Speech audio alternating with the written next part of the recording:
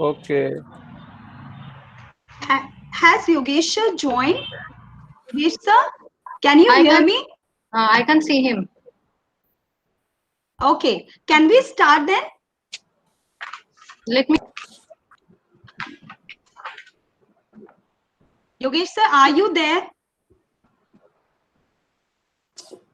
You can probably unmute and say something.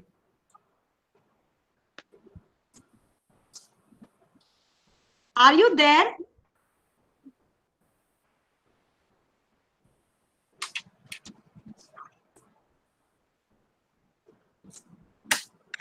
He's just joining, Varna ma'am. He's just joining. Okay. I think he might have joined. Am I audible to you, Shalini ma'am? Yes, yes. Yes, you're audible. Okay, okay, fine, fine. Left the other statement.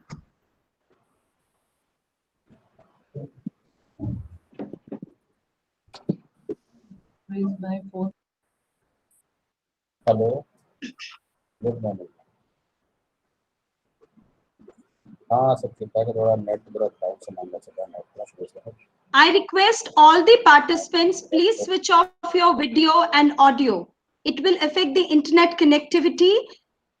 To avoid any inconvenience, please, I request all the participants to switch off their video and audio. It's a humble request.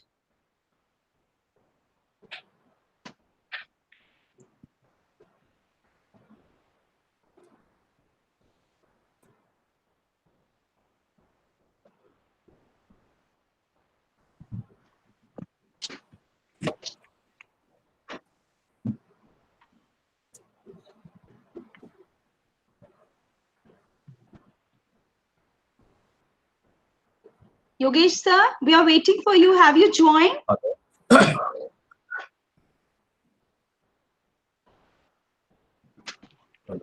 हाँ है आ गया हाँ जी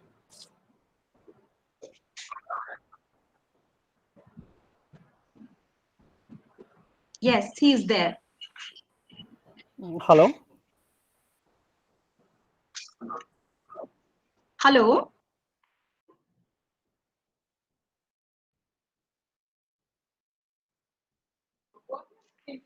Okay, can we start? Yogesh sir, can we start? We were waiting for you.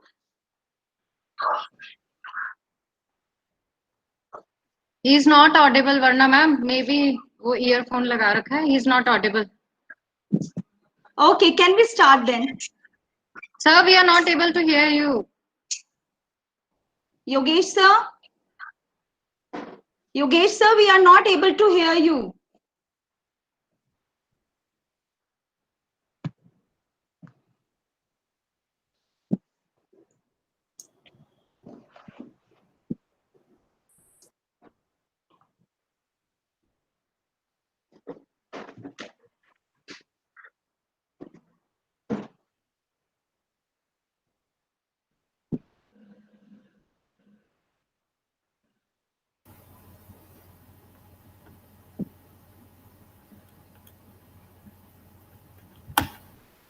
Hello. Am I audible?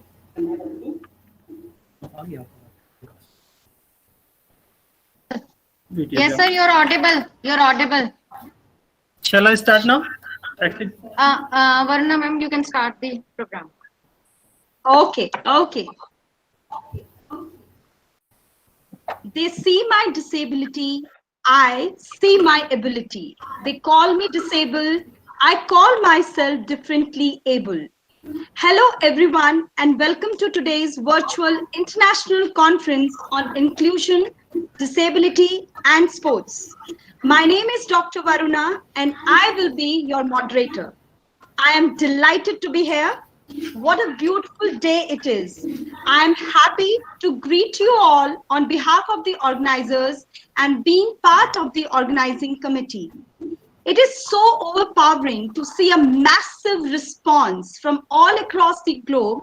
There are more than 600 participants from more than 40 countries who have joined us today. The participants are from USA, China, Sri Lanka, Morocco, Nepal, Philippines, Canada, Indonesia, Myanmar, Africa, Peru, Israel, and the list is endless.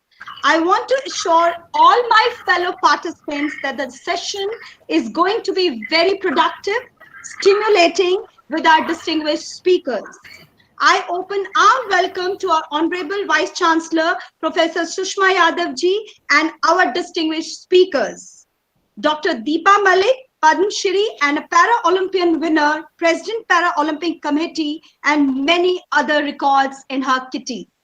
Dr. Santoshi Halder from University of Calcutta, presently Fulbright Scholar, Cornell University, USA. And Dr. Catherine Carty, UNESCO Chair, Inclusive Physical Education, Sport, Recreation, Fitness, Institute of Technology, Tralee O'Carey, Ireland. I wholeheartedly welcome you all and all my participants.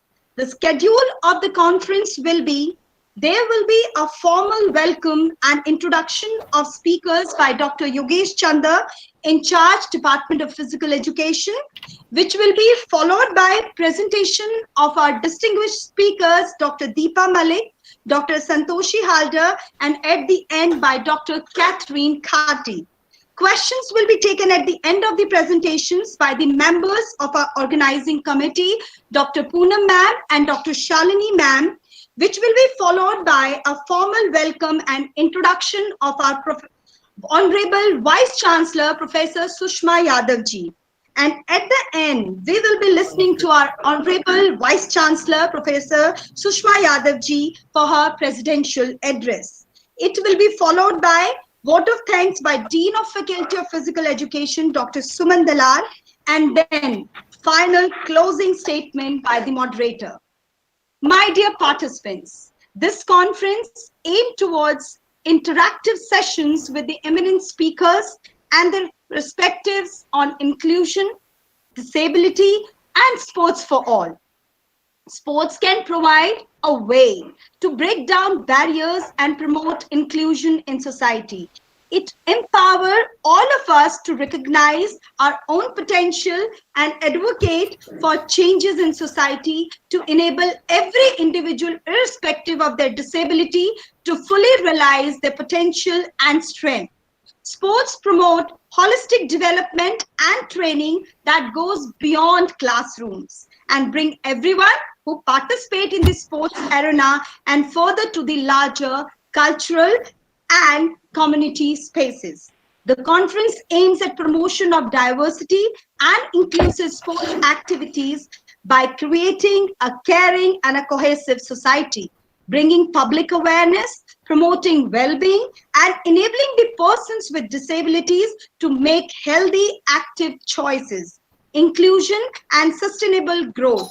Dear participants, we are streaming live on YouTube and Google Meet as well.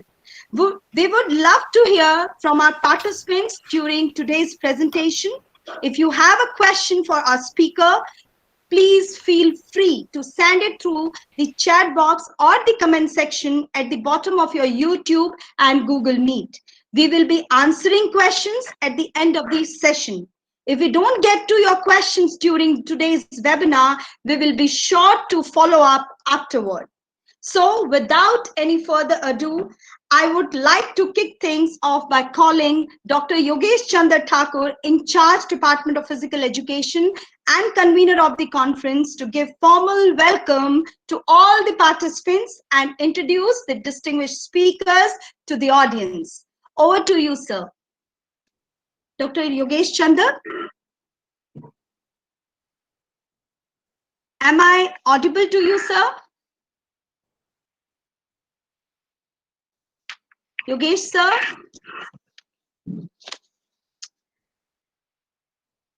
I hope there is some technical glitch. He can't hear. So let me begin with the address. A very warm and a hearty greetings to everyone.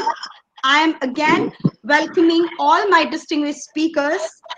I welcome Dr. Deepa Malik ma'am, a lady who has continually risen above all odds, braving chest below paralysis for the past 2 decades, winner of 5 President of India awards, 4 Limca world records, 3 international awards, 68 national and state medals, 23 international medals, Padma Shri, Khel Ratna, Arjuna awardee. The end is endless, ma'am.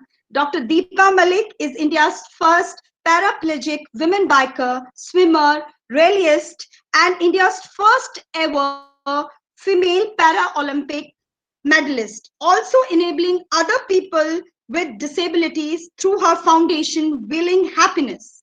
In 2019, she was awarded the International Paralympic Committee Women of the Year. This year, Dr. Deepa Malik has been appointed as a member of the Government All India Council of Sports and is currently serving as the President of Paralympic Committee of India. She has been conferred Padma Shri and Arjuna Award winner. She is India's first Indian female para-athletic to win a medal at the Paralympics Rio 2016. She has won a silver medal in shot put F53 category with lifetime best performance of 4.6 meters. She was a member of the working group in the formulation of 12 five-year plan 2012 to 2017 on sports and physical education. Hello, am I audible as to you? nominated by the. Yes, sir, you are audible. Yes, sir, you are audible Hello? to us. Yes, sir, you are audible to us. Hello. She was a member of the working group in the formulation 12 five-year plan 2012 to 2017 on sports and physical education as nominated by the Planning Commission HRT division on behalf of the Sports Ministry.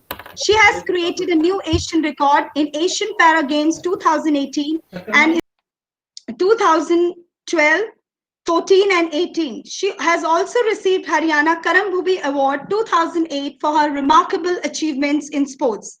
Some of her notable achievements at international level are Asian Para Games 2018, Jakarta 2018, IPC Athletics World Championship Doha, Qatar 2015, IPC Oceania Asian Championship Dubai United Arab Emirates March 2016, IPC Second China Open Athletics Championship Beijing 10 to 17 April 2014, German Open Athletics Championship Berlin 2013, IPC qualification event only women from India to earn qualification for IPC World Athletic Championship Lyon 2013. Welcome, ma'am. Welcome, dear ma'am.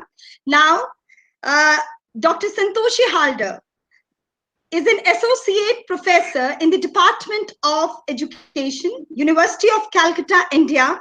She is a recipient of the prestigious Fulbright Academic and Professional Excellence Fellowship Award 2020, Shastri Indo-Canadian Fellowship 2020, Rockefeller Academic Residency Fellowship, Italy 2019, Japan Society for Promotion of Science 2019, JSPS, Endeavour Australia India Education Council Research Fellowship and Honorary Visiting Fellow, Olga Tanishan Autism Research Center, OTARC, La Trobe University, Australia, 2015 to 16.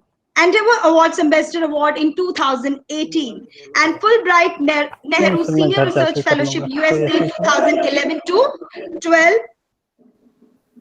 Her research interest includes autism research, special needs and inclusive education, educational technology, educational psychology, gender studies, disability studies, cross-cultural studies. She received the Governor's Medal, West Bengal, India, People at the National Cadet Corps, 7 PhDs and 15 MPhil dissertations have been successfully defended or awarded under her supervision.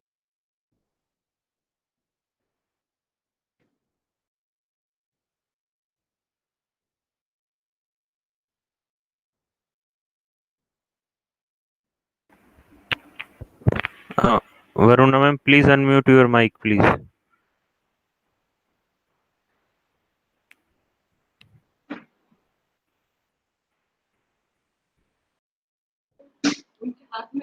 Varna ma'am, unmute your mic.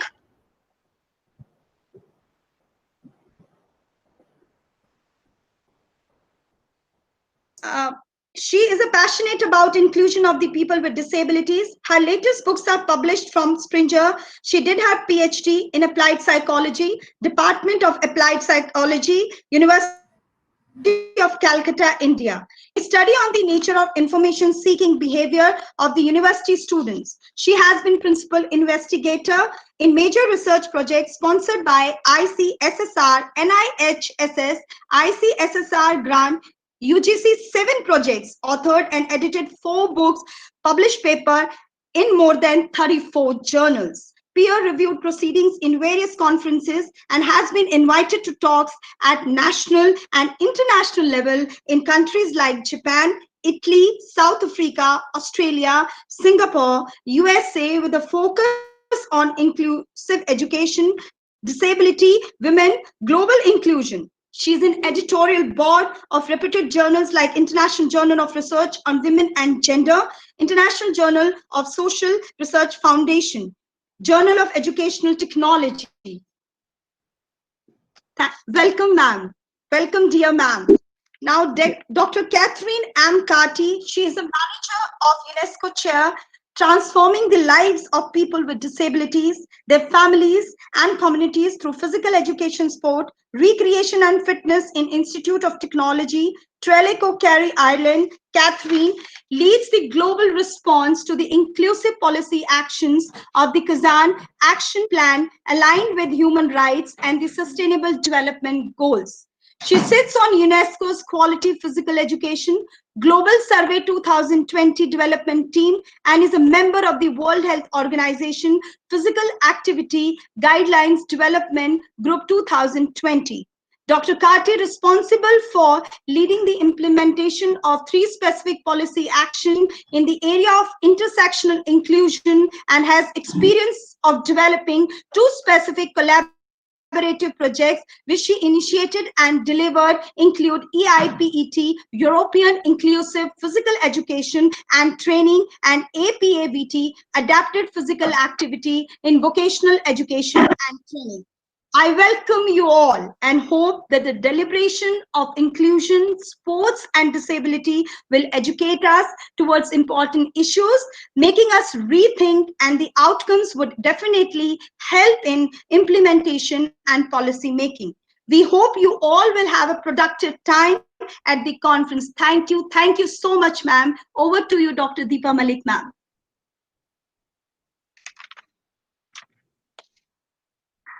Please unmute yourself, Deepa ma'am. We're going to make a dramatic entry. Okay. Sharing a Okay, video, ma'am. making it more interesting. Okay, ma'am. Over to you, ma'am, now. Yeah. It's all you. Can you see the video? We can see you. Okay.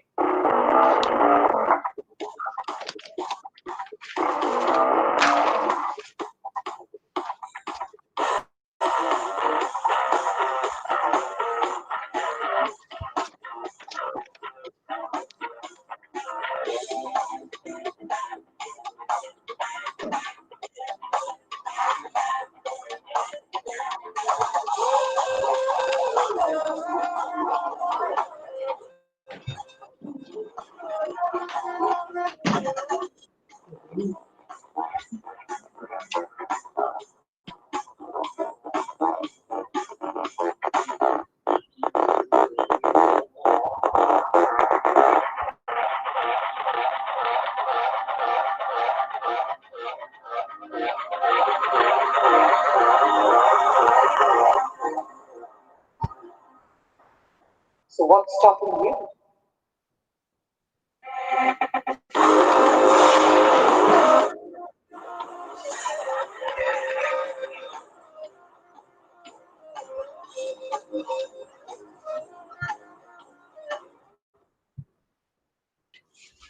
So good morning, everyone, and thank you. A huge thank you to Yogesh sir for reaching out to me and all the members of Bhagat Phool Singh Mahila Vishwavidyalaya, and very proudly say that I automatically get a connect because it is in Sonipat, Haryana, and that is exactly the place I hail from, and I feel very, very connected to this university and all the members there.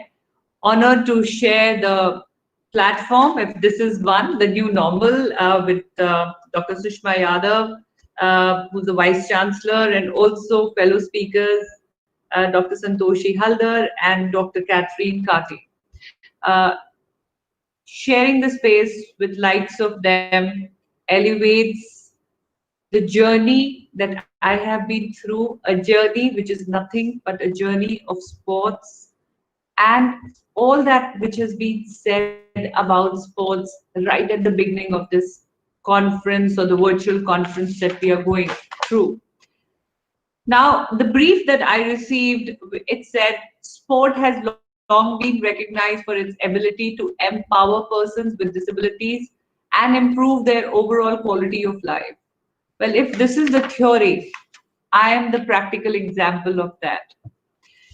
Getting a chest below paralysis with no bladder, no bowel control at the age of 30, when I'm a mother of 2, and when the entire society writes me off, the stereotypical myth around disability, and that too a disability where you have almost 200 plus stitches between shoulder blades. You don't even know what to eat, how much to eat, because you have no control on your stool and excretion of stool from your body. So if you don't balance it right, you may end up with loose stomach and you may soil yourself anywhere at any time. And you don't know how much water to drink and how to balance it, because you are not sure for how long. If you are out of the house, will you get a wheelchair amicable bathroom, or will your diaper or your urine bag is going to hold that much? With these doubts around the body that I was left in as a result of repetitive tumor surgeries, even my husband, who comes from an educated background, an army soldier, a never give up attitude, yet was confused what to do with the disability. So the best option the family thought was, to leave army, because a transferable job is not meant for him anymore, because he can't be carrying his family from a place A to place B, what accommodation, what kind of resources will be there, because nobody knew how to handle the adaptations which were required in this body. Reason being, not very many were seen outside, or there wasn't such women, forget women, children, elders, old age people.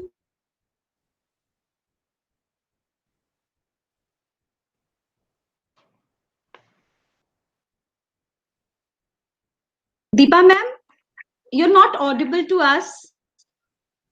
Hello? Deepa ma'am, can you hear me?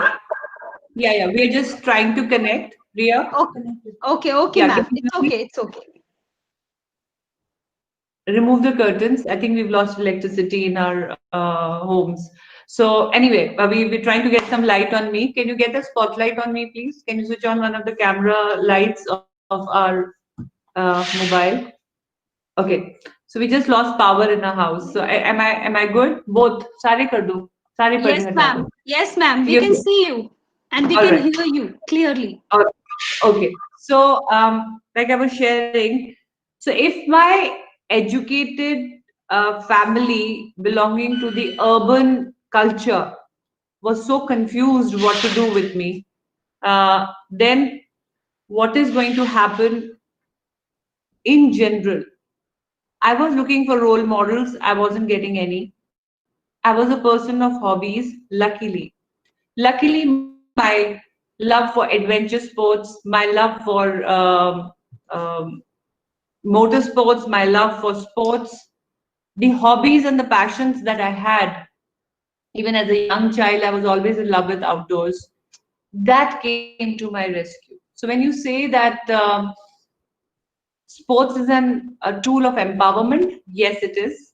Because if it was not for sports, though I joined them at a very unconventional age, I wanted to ride bikes and drive in car rallies. I was told to strengthen my upper body. And in quest of being a biker again, or reclaiming my life, or sending out a loud and clear statement into the society that I'm all right on a wheelchair, I am still a person, I'm somebody whose soul is still alive. Well, I was feeling confident. I had worked a lot on my mental health. I had learned the tricks of my new body. But my learning was not enough for people to change their mindset towards the disability that I was going through. So my biggest tool which came out were adventure sports and sports. Now, to strengthen my body, I was introduced to water therapy. And when I entered water, I came to realize that I can swim.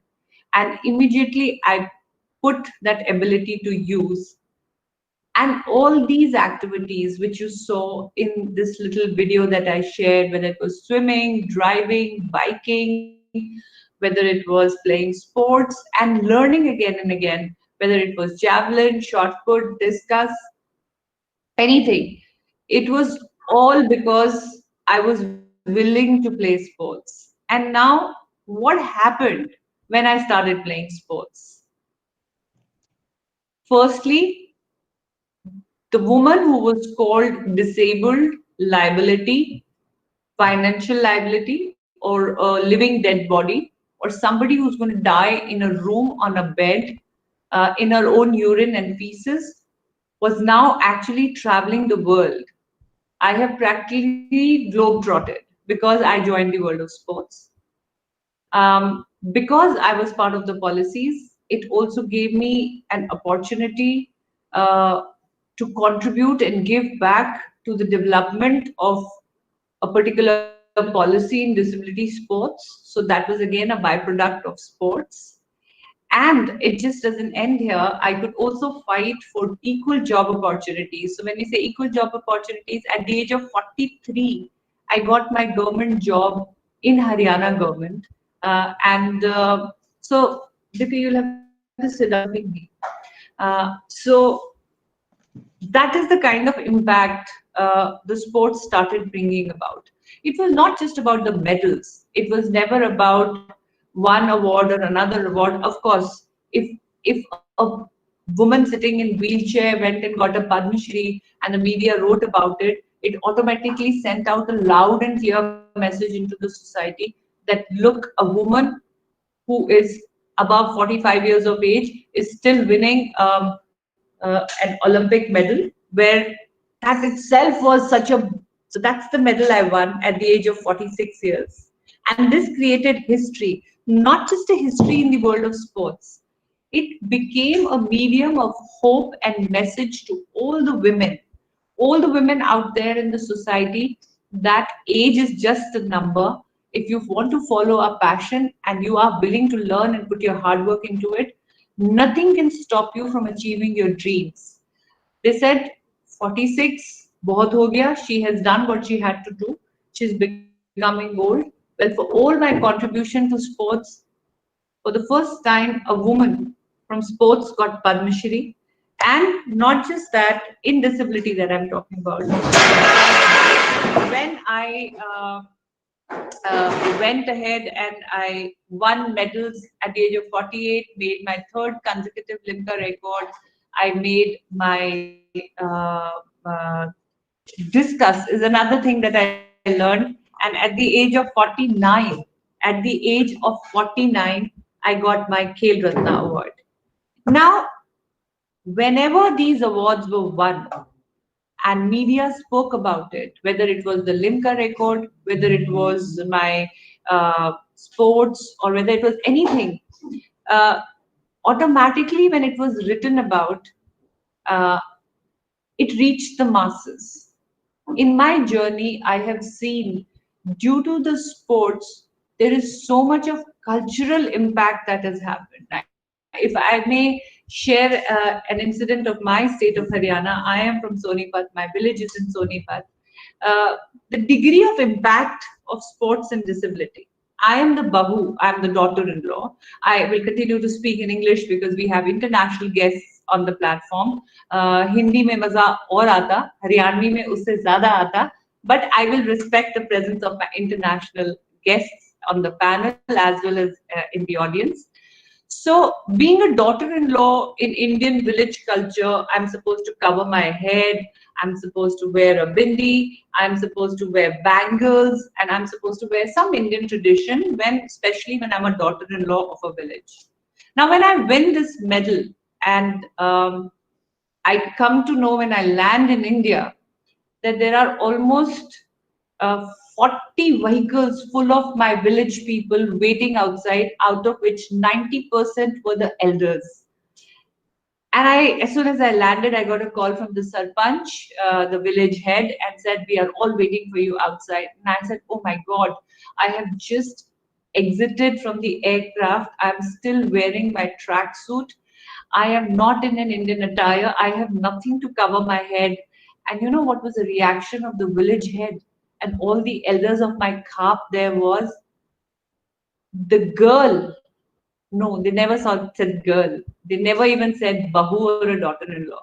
They said the tigress who has floored the Indian tricolor over the entire world she doesn't have to keep a cloth on her head because she has put the tricolor all over the globe. I said, I don't have the Mangal Sutra, the necklace which is meant for married women. And they said, no, just wear your medal and that's your ornament. And when I said I'm not wearing the right clothes, they said the Indian tracksuit, the tricolor tracksuit that you wear is the best clothing that we are expecting you to be seen in when you arrive. That's the pride they got. And it doesn't end here. When I was taken to the village, I was made to wear the pagdi. The pagdi is a very male dominant piece of clothing and mark of respect. But they tied a pagdi on my hand and they gave me a mace. And I'll just show you the mace. The mace, this is the mace, the gada. This gada, this was given to me, and this is a very, very male dominated trophy because it is given to bodybuilders, wrestlers, boxers, weightlifters, and only to men mostly. And when they gave this to me, and I said, my God, and it also belongs to a Hindu god who is a bachelor, Hanumanji. He's not even married. So no way they're women. And then a woman gets this trophy, this mace, and they say, we have given you, पहले हिंदी में बताती हूँ कि अखाड़ों में जो खेल होते हैं उसको गदा दिया जाता है, लेकिन मुझे गदा दिया गया जिंदगी के अखाड़े में बल दिखाने के लिए, to show power and courage in the arena of life. So I deserve to get the mace. So this is the impact sports. It broke the barrier of age. I say my best anti-aging cream is my sports. When I was not playing and when I would hear all sorts of comments from the society, their doubts, her children are going to grow up on Parle-G biscuits and Maggi noodles because she is not going to be able to feed the children.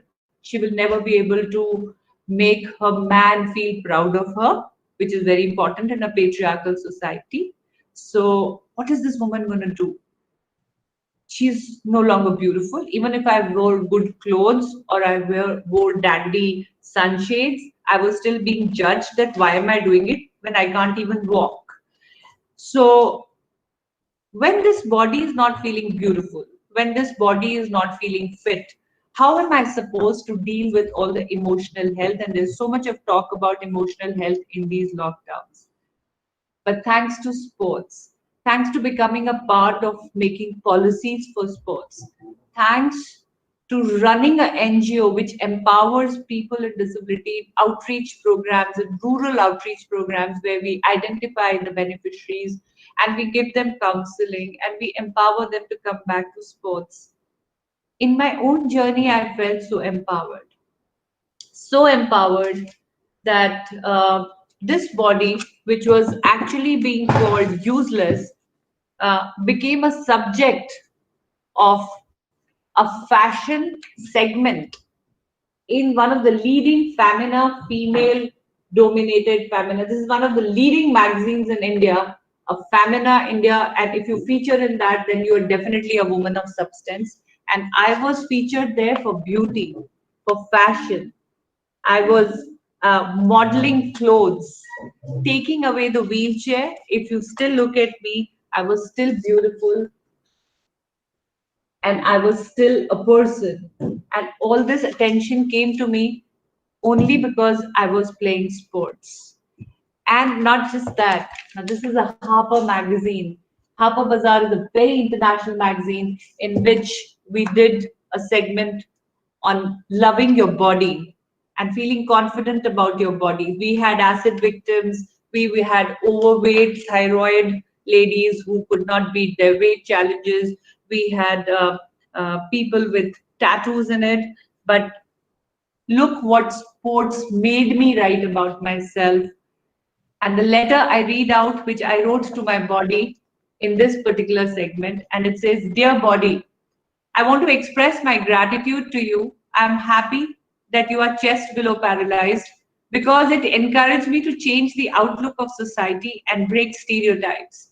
Paralysis in my body revived my soul. You taught me how to celebrate life, and you also encouraged me to set out on the journey of ability beyond disability. You taught me that people will look at me the way I look at myself.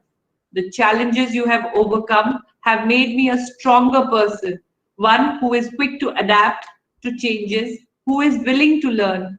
Thanks to you, I have the historic distinction of being India's first ever woman Paralympic medalist. That's what makes you so beautiful, oh my body." People might see me as a paralyzed body in a wheelchair, but had you been a regular body, I may have missed out on connecting to the needs of the specially able. My will, coupled with your uniqueness, has given me the strength to give back to the society. And this giving back was impossible if I was not a sportswoman. You know, sports turned me into a motivational speaker. Why? Because I wanted to play sports. There was shortage of fundings, and to raise fundings, I started giving these lectures. And fortunately for me, I have been able to. I have missed coming to the university, and it's been long pending. But the way I have gone and given these educative sessions on mental well-being, sessions on how ability beyond disability is a very important mission of mine, sessions on positive attitude. And can you believe it? Just because sports was giving me this positivity, it ended up all the medals, all the social work, everything done in disability. I ended up getting not one, but 2 doctorate degrees. So I'm Dr. Deepa Malik, again another byproduct of sports and empowering somebody in disability in sports. Being a speaker, I could speak about things the way I'm sharing experiences here today with you is only because I gained those experiences as I traveled the world, as I won various medals, as I represented my country, and I was full of so many stories of success that whenever you work hard, you can emerge a winner. Whenever you set a goal, you are disciplined, you manage your time well, and all these mantras started spreading out as corporate lectures, as lectures for business administration students, and it took me even to IIM Ahmedabad, one of the leading business management institutes, not just in India, but in the world. And being at IIM Ahmedabad, I could impact so many young brains, young entrepreneurs who are going to be a CEO tomorrow and can think about para sports and the corporate social responsibility in disability sector and in sports. It doesn't end there. This also took me to the Masuri Institute, the IAS Academy, the Lal Bahadur Shastri IAS Academy. And today this when I interact with all the bureaucrats and IAS officers, they say your session was an eye opener, and we came to realize what is the importance of sports in disability in India. And one fine day, I suddenly found myself as a stamp. A stamp was released, not just in India. This is not an Indian stamp. It was released in a country called Bhutan. So that's where the sports can take you. And even India was not far behind. You know, when this postal first cover was released, celebrating the victories of the Rio Paralympic medalists, it definitely speaks about ability beyond disability. It speaks about how sports can keep you healthy, how sports can keep you emotionally healthy and also physically healthy. बहुत लोग बोलते हैं कि ma'am आप 50 साल की कहीं से नहीं लगती हो, wheelchair पे बैठे हुए. It's been 21 years since I have been on the wheelchair, and yet you get that compliment. It is amazing. So I would definitely like to say that sports has been a huge medium for me to speak out loud about abilities, to celebrate abilities. And another aspect of sports has been that when I go to a gym or I go to a park, and when I'm training there, it automatically makes people think, especially when I'm in a gym. You know, when I was training for my Rio medal, when from javelin my event had changed to shot put, and my whole training program had changed from speed and agility exercises. I had to suddenly shift to body strengthening exercises, weight exercises. And my one session used to be of 14,000 kgs. So a 15 kg dumbbell into 10 repetition into 10 sets, a 90 kg lat pull into 10 repetitions into 10 sets, a 45 kg bench into 10 reps into 10 sets. So by the time you would calculate the number of kgs that I had picked up in 1 hour session, it was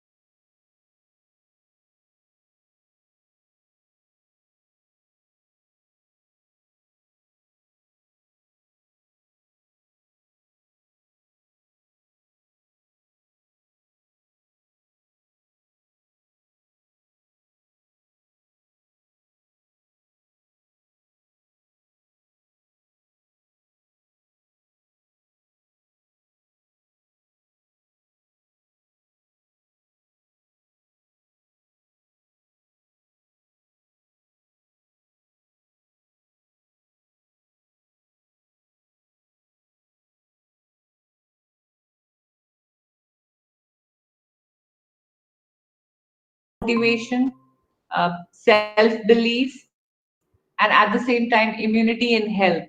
And all these things are available in a physically challenged sports person or a person who is a fan of fitness. And for all the work that I have done, whether it is in policy making or whether it is by winning medals, the entire world had written me off, saying that she will never be able to step out of the room. And can you believe it? The same woman is awarded by the Niti Aayog, where the Prime Minister's jury and the United Nations chooses you as a woman who can transform India. अब तो काम कर रहा है. So that is मना इधर आ. that is something that if people ask me what are you most proud of, I say I'm most proud of the fact that I could impact a few minds and change their mindsets towards conceptualization or towards understanding disability. So even if one person has changed their mindsets, and learned about abilities, I think my journey has been a successful one. And it couldn't have been possible without actually playing sports.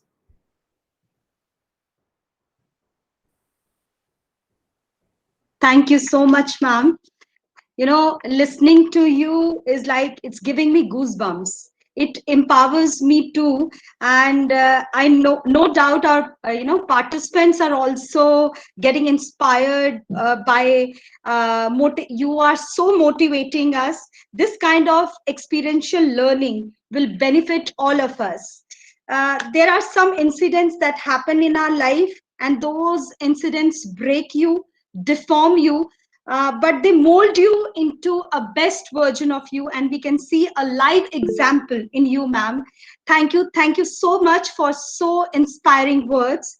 Now, I would like to call upon our second speaker, Dr. Santoshi Halder from University of Calcutta, presently Fulbright Scholar, Cornell University, USA. Over to you, ma'am. Thank you, Varuna. Thank you so much. So I think I am perfectly audible, right? Yes, ma'am, you are perfectly audible to us. Okay, so first of all, I'm just spellbound by listening to this wonderful lady. I mean, I also come from an army background. So first of all, Jai Hind and salute to you. Your Thank life, you. I mean, you are an example. And I would say that you have just totally, exceeded, I mean, and just take India and also the world and so many women and all the people with disabilities way ahead, maybe 100 years. So thanks for what you have done, and amazing that I'm sharing this platform and dais with you. So thanks a lot, Dr. Deepa. Thank you. Looking forward to your session. Thank you. Absolutely. God bless you. Yeah.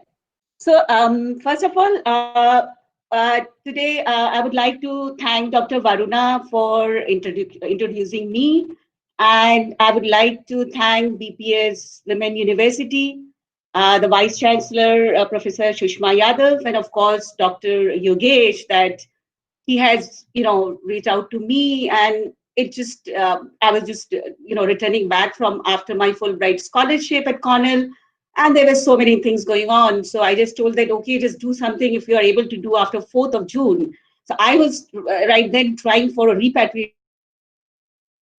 flight. So if you just overlook my background, because I am still now in a quarantine in a hotel, and I'm going to return back to my home in Calcutta on 23rd. So just overlook my background. I am in a room in a hotel, but yeah, of course, I'm enjoying my time. Varuna, I would do anything to be in that tub right behind you.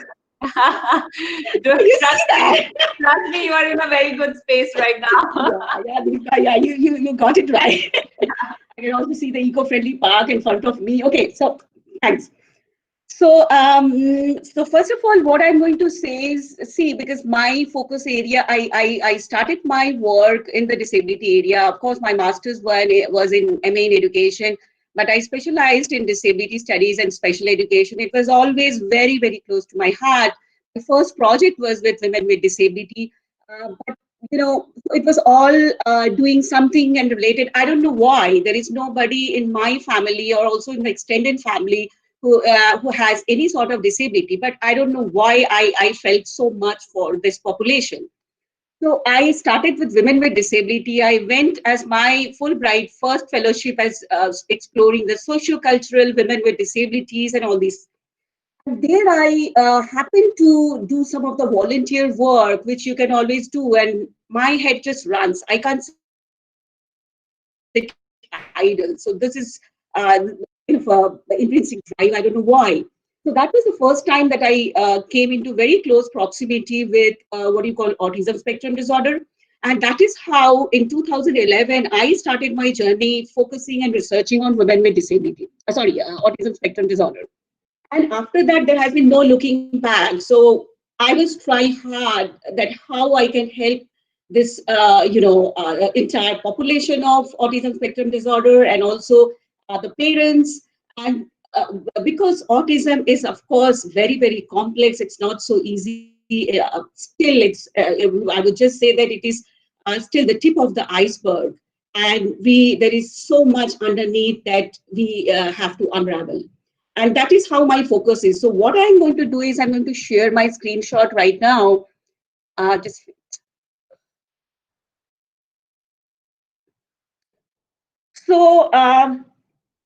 Because whenever we talk of, if you go and do a literature survey, you will see that it is all mostly 80 to 90% written about. Whenever we say like disability, it's all about the deficit, the differences, and the differences are in the negative sense, and nobody, or rather very few, has been written on the strengths and the abilities. So my today's presentation would be totally on strength-based lens. So I am going to, because my research area is very, very wide and it's very, very diverse. So what I have taken is I have taken few snapshots from different areas of my research to pull out and extract and to give you an overview of what is the strength and what is this abilities when we talk of disabilities, that we have to start with looking from abilities background and not from deficits. So the highlights of the presentation today, because I believe that, yes, of course, the identification and diagnosis is a very, very important aspect of, when we talk of providing the right kind of intervention. And I believe that still we are struggling. So we are going to focus on this, and then I'm going to slightly take you to the strengths and abilities, mainly focusing from the autism spectrum disorder, because autism is always thought of, a huge, like 90% of the children with autism, they are all with different behavioral issues. And really they have abilities you never think of, So this is what I'm going to focus, because my recent area of research in Cornell was this. And the next would be, of course, that we started from medical model of disability to the social model of disability. And right now, while different countries are still struggling of adding different categories of disability, and also we all know that in 2016 with the RPWD Act that we added autism as a disability. And it was not there. So we right now have 21 categories of disability.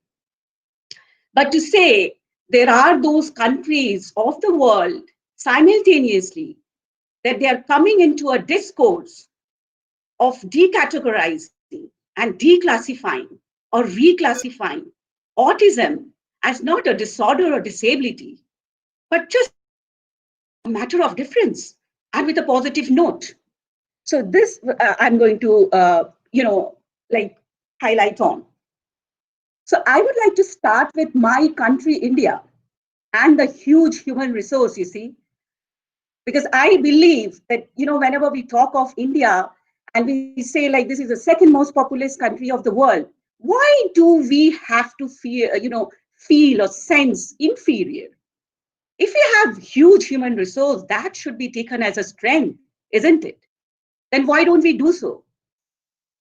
So India as an emerging superpower with, like what we say, yes, this 1.35 billion. An additional one fact, I don't know how many of you know that we are setting towards becoming, and still we are, youngest country of the world by 2024. What does that mean? It means that 64% of the population would be working if we happen to go in direction, of course. And what do we mean by youngest country of the world? So 50% of the population below the age of 25 and more than 65% below the age of 35. Hello? Are you able to hear me? Yes, ma'am, we can hear you. Okay, sorry.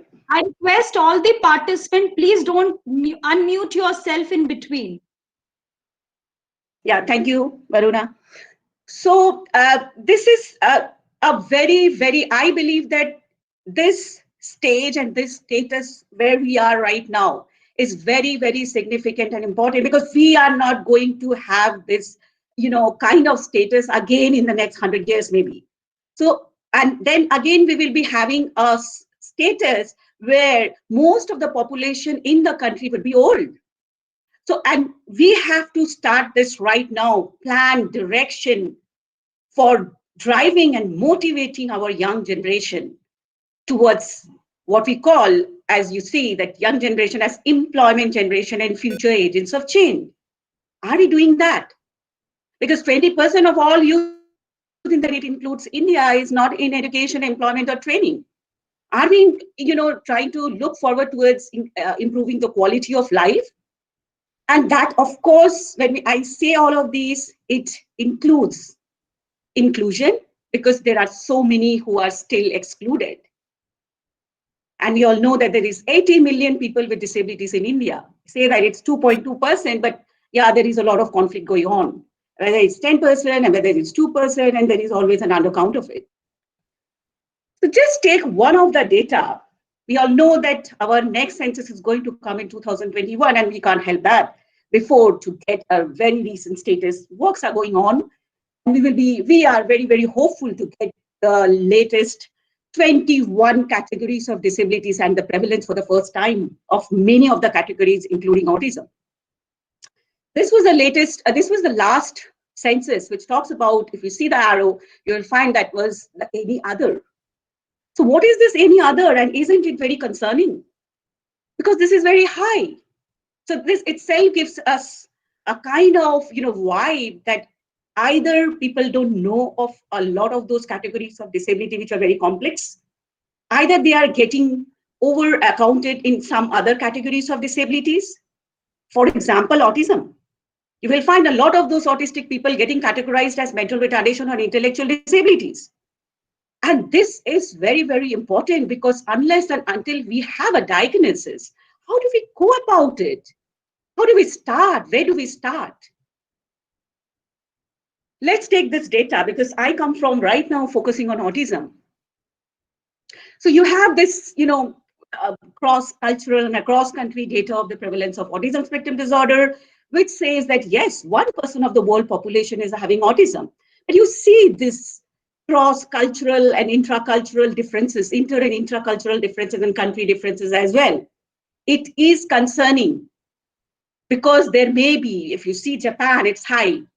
Whether this is the real fact that they have very high rate of autism, or rather this is to do with how the country is identifying and diagnosing, or it has to do with what is the diagnostic tool that they are using, whether the gold standard tools which is being used, that has to do with something like that. Or rather, what are those population and from which pocket, regions of the country, basically samples have been taken. Because unless and until we have this right diagnosis, we can't move about. So this was one of this paper which I did with Lucy Barbaro. If you know that La Trobe University, this is one of the oldest autark. So Olga Tennyson Autism Center is the first, as to my knowledge, is the Autism Center at Australia. And they have this gold standard tool, which is called SACS, which they have developed, and they're also extending this to different countries of the world. I had this opportunity to write this paper with her during my stay there. So if you see that most of the people, we all know that there is a kind of a trend which says that autism is more prevalent in the boys, in a high socioeconomic status, in the urban regions of the world or the regions of the country, whether it is that so. So if you see and just, go in depth in order to understand the crux of the issue, you will find that girls, all of the gold standard tools that has been developed so far, whether that is a representative sample, because most have them have male population, have been taken from the most, what you call, high resource regions of the world. When I say high resource region, I say even in the developed country, you will see that there is this low resource regions, even in Australia, even in US, they are still not touched. So when this, gold standard tools, which is already biased, how this is going to identify autism in girls, because they are able to camouflage, which is called kind of a masking. Because girls, usually they have a high social score and they can do it very easily. So what happens is families struggle unless and until it is identified, and that's very late that they get identified. And it just jeopardizes their life. So what I say is there are these disabilities, some of the complex disabilities, for example, I would of course say that yes, autism. And still we don't know much about it, or rather what we know, though it has been delved in from different, I would say like all of the disciplines of the world existing. And very interestingly, that we get a lot of those insights from different disciplines. But you see that still what is known, I would say it's not complete. And we want this from different nooks and corners of the world, and want a representative sample in order to arrive with something which is a complete one. And that is very, very important, that we include the countries, for example, India, for example, the developing countries of the world, from where we don't get any published papers, because it's so difficult to identify these. I also have concern how India is going to, because this kind of a twin track approach, we don't have this national kind of a health system which goes from door to door and identify, autism spectrum disorder, which is a huge process. It's not just in one go that you go and ask whether your child is having autism and the parent is able to identify you and say you that. It's not so easy. So how this whole population enumeration, which is going to come in 2021, which also includes disability and also autism, are we going to get the real data? Whether people are trained, which I believe, which I have seen, that the clinical assessment of autism is a huge process. It's an interdisciplinary team which works, and it takes time because it includes the parents, because it includes the direct observation of the child. So these are all very, very crucial elements that we need to understand in order to, so that it will be in 2021 that we will be having the prevalence. And then we will say, oh God, this is underscore, or this is misdiagnosis. Then we will just go very, very, the whole process will get delayed. So let's see how, for example, autism, some of my first few slides will be, of course, autism, but you will understand why I'm trying to delve on this, because it's also bring in and extract what you call empowerment through sports, or rather what you say, like look from a strength-based lens, look from a neurodiversity lens. So when we identify autism, you would see that this triad is very, very common. And if you see this triad, you will find it's all about the challenges and the deficits. It's as if that there is no ability in the people with autism, but you will be amazed to see what we find, there are some of the selected literature or researcher who are working recently, what they have found, that they are also superior in so many areas, even with the neurotypical people. And there are few who have actually realized it. So what we know about autism is that, yes, their brain works in a different manner.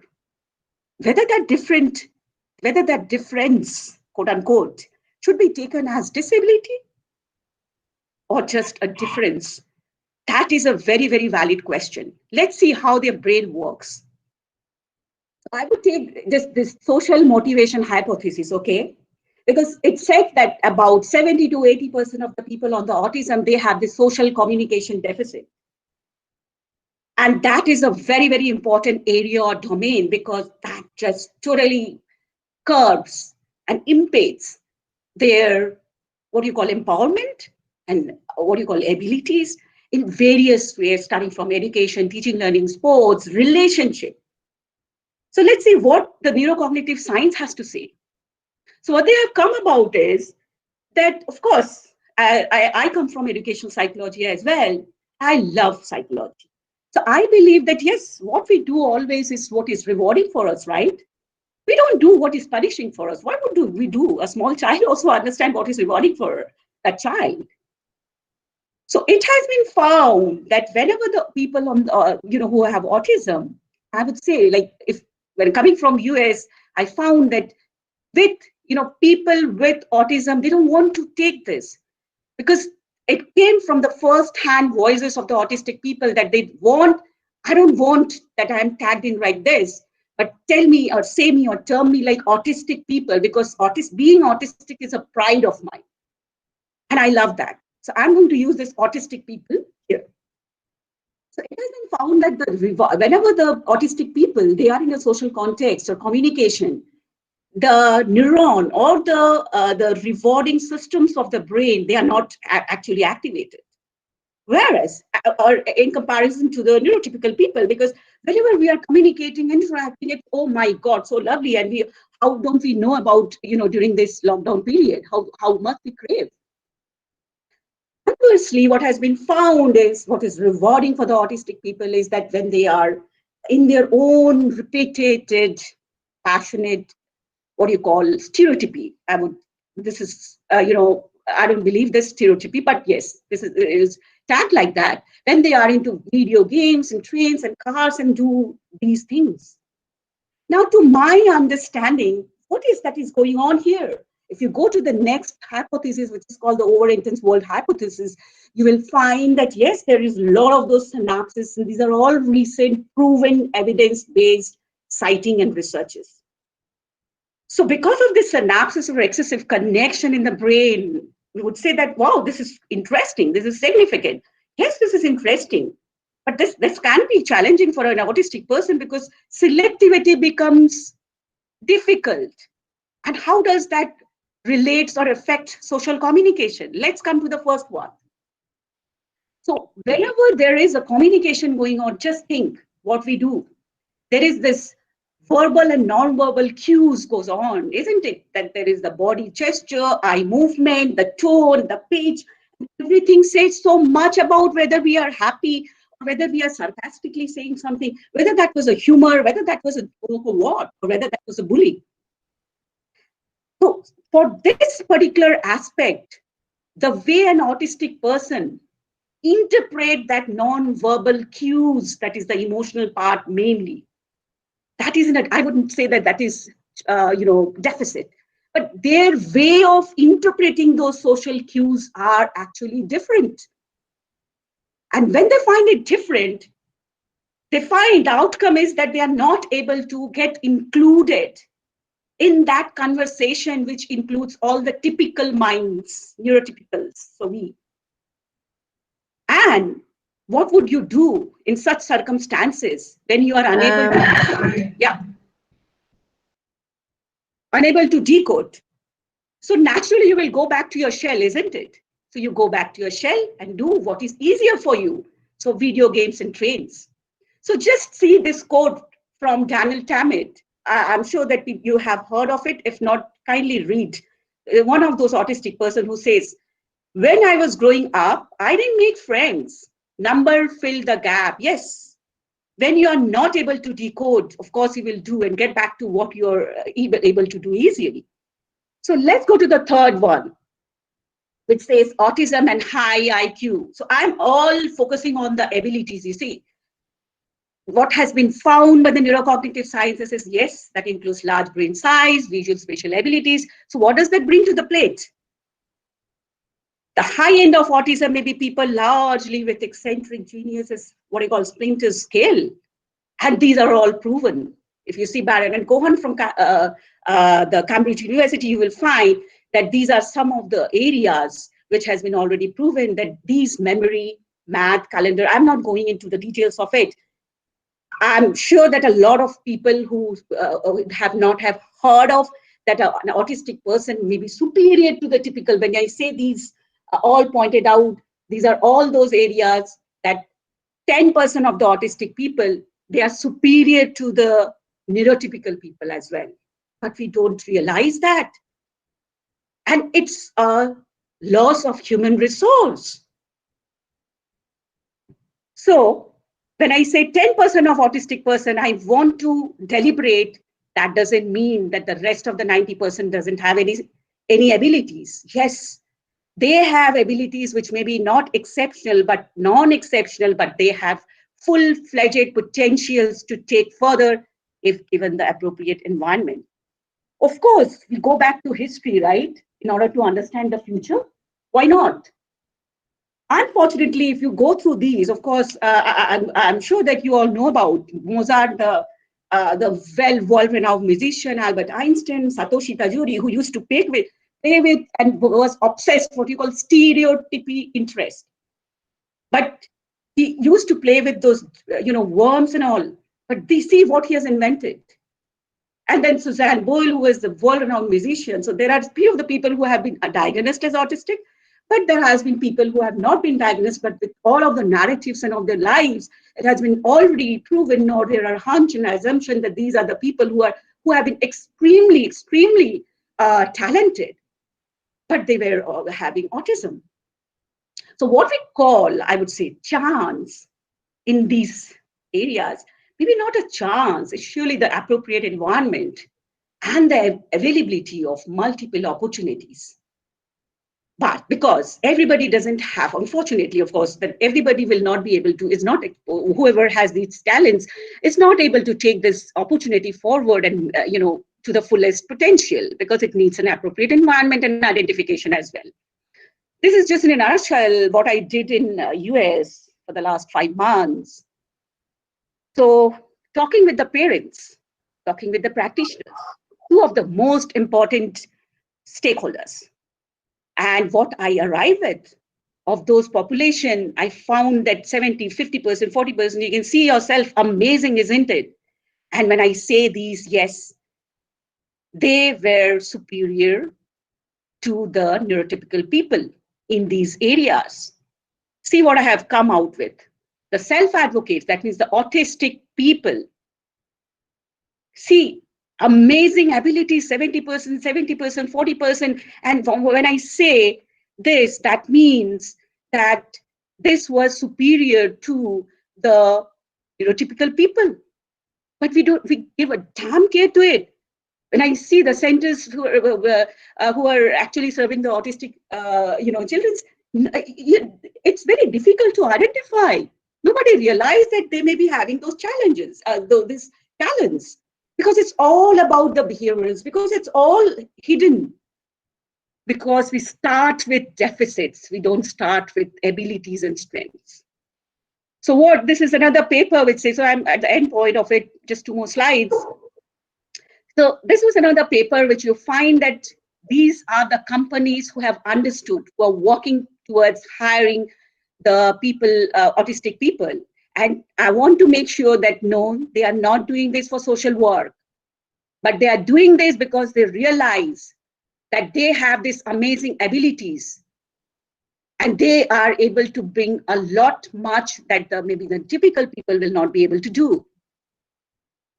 However, even with a lot of positive feedbacks and everything, you see 66 to 86% of the adults with autism or autistic people are still unemployed, seriously underemployed, and blah, blah, blah. Where lies the gap? Talking with the parents, they come to us and say, see, my child now is an adult, more than 18 years. He used to have this, that traits and talents. I didn't realize. I never, because I didn't knew how to go about it. Today, he is full of those traits which could have been flourished earlier. But because it has not been, because I didn't knew the root, the way, nobody told me about it, because it was all about the behaviors. So he's just totally idle, sitting inside my room and house, doesn't know what to do. There is this, still in India, I would not say where, it was in New Delhi, it's written, fine. There was this employers who were invited during our ambassador award. And when I popped this question, because they were saying they're going to bring in, this much of, so much of these employments for new young people. So I said, are you also looking forward towards hiring the autistic? Sorry to interrupt. Yeah. Running short call. Yeah. It is the second last slide, okay? Okay. Yeah.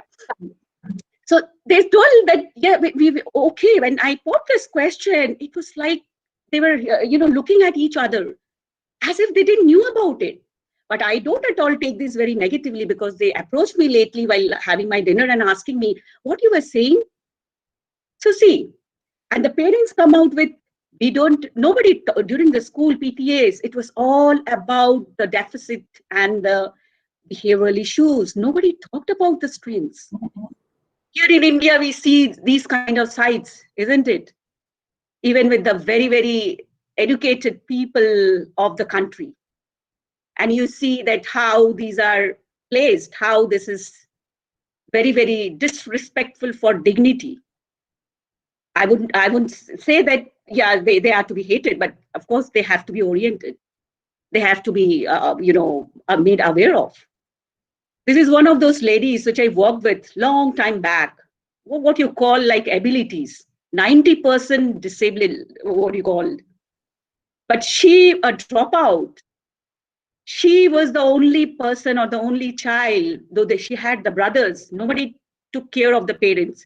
She took care of the parents, not only physically, but also financially. By running a tailor shop, she did everything on her own. What we are talking of abilities, isn't it these some of the real examples? I met this lady, Dr. Anjali Forber-Pratt. I don't know whether she's part of this conference here or not, but maybe Deepa knows about it. She was actually adapted from India, but she's right now a faculty in Vanderbilt University.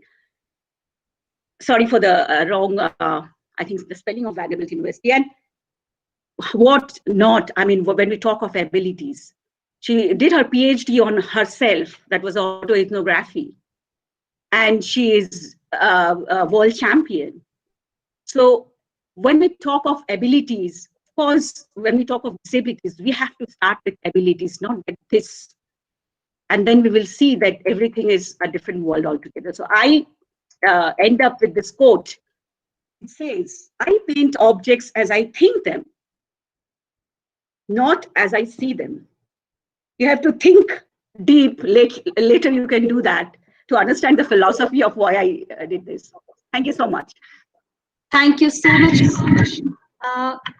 Rightly, we should start from ability rather than deficits.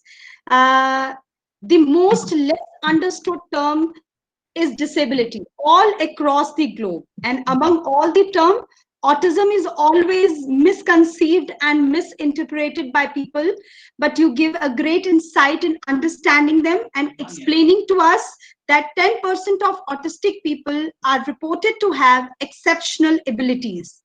And you instead that, extract the essential based on strength for an extensive tailor-made process of nurturance for the fullest manifestation of potentials of the autistic people. The need today is a paradigm shift for a neurodiverse model of service delivery through a strength-based focus for inclusion of people with autism spectrum disorder. I know the condition is very bleak and we have to do a lot of things to uplift them. We have to use heart, hand, and head in accomplishing all these goals. Now we'll proceed further. Now, we welcome Dr. Catherine Carty, ma'am, UNESCO Chair, Inclusive Physical Education, Sport, Recreation and Fitness, Institute of Technology, Terlake, Kerry, Ireland. We welcome you, ma'am, now. It's all you. Over to you, ma'am. Dr. Catherine Carty, ma'am. Are you there, ma'am?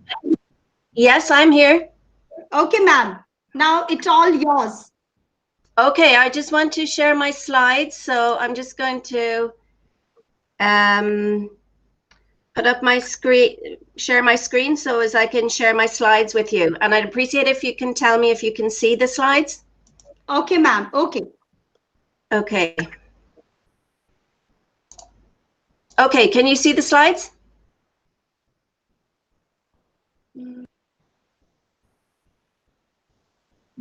Not yet. Not No? yet. Not yet. Okay, 1 second. Probably you have to share the screen. Maybe that option is there, Catherine. Ma'am, right up there are 3 dots. You click it over there and there will be like start presenting. There is, I think, present now. You can opt for this present now. Click it there also. Right. Yeah, I see the present now. So is it, was going to present your entire screen or present a Chrome tab? You have to first put your slide into, the slide presentation mode. Yeah, we could not see your slides at all. So I'm just wondering if... Santoshi ma'am, we were not able to see your slides as well. Tell me that. Yeah, So I kind of Oh my God, why did you tell me that? These beautiful things, you see? Yeah, because I was wondering, you kept saying slides, Ma'am, never you share your presentation with us. I will I share wouldn't the worry. slide with all of the We could participants. see that. We could. You explained it all very nicely. I'm going to try and share. When you can you first open your slides in the PowerPoint window and minimize that window? Yes, I've done that. Okay, and then come back to this screen, Yes. and when you click on present now, Yeah. choose the. It gives you 3 options. You choose Yes. the window option. Okay. When you do that, you will see your I can PowerPoint. see. Yeah. Yeah, I Click can on see it. that and share. Okay, so you can see now. Yeah, Ma'am, it's- we can Yeah, see it's now. coming. It's coming. Yes. Yes. Yeah. Got it. Devika. Yes, Thank you, Devika. So that was my daughter speaking to you, Catherine. Okay. Young Devika, generation. Um, I can't see any of you now, so I can only see my screen. So, We see you, Anyway. we continue to see you on a side window. So we see you and we see your slide both. great, excellent. Okay, so what I'm going to talk about is, I suppose, the context in which disability inclusion in and through sport has become a very significant and important topic over the last few years, really stimulated by some policy changes that started with the Sustainable Development Agenda and the Sustainable Development Goals. And I think the key point I want to get across today is how important it is for universities and departments of physical education and any other departments with a connection on inclusion and sport to address disability inclusion in and through sport, and to ensure that graduates emerge confident and competent at working with people with disabilities. So we know that there are a significant number of people with disabilities in the world. I think sometimes people think that this is a very niche area, but actually 1.5 billion people in the world have disabilities.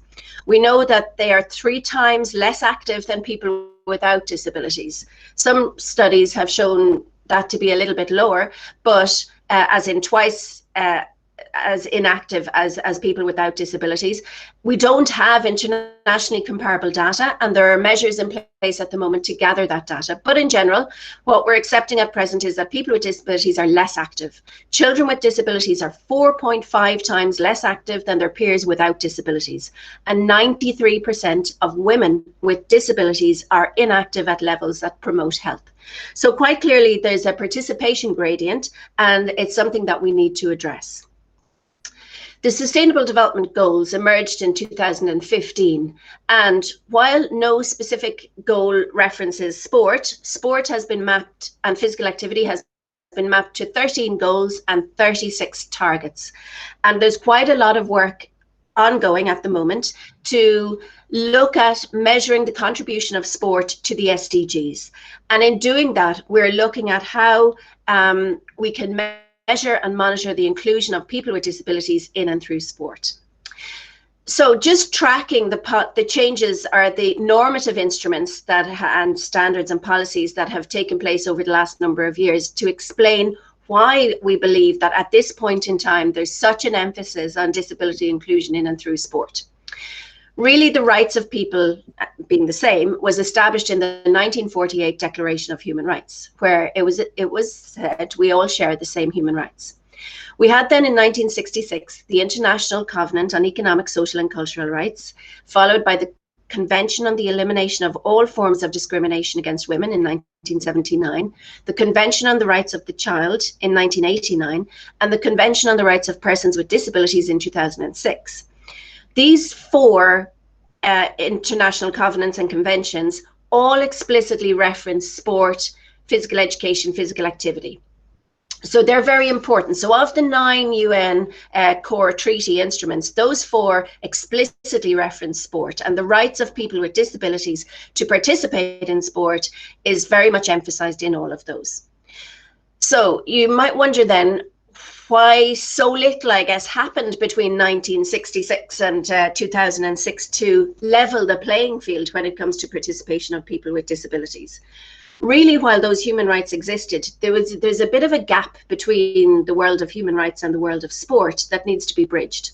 And some of the work that we're doing at the moment, which I'll explain to you later, is bridging that gap. We're bringing those human rights to the sports bodies and the universities involved with sport who can impact change.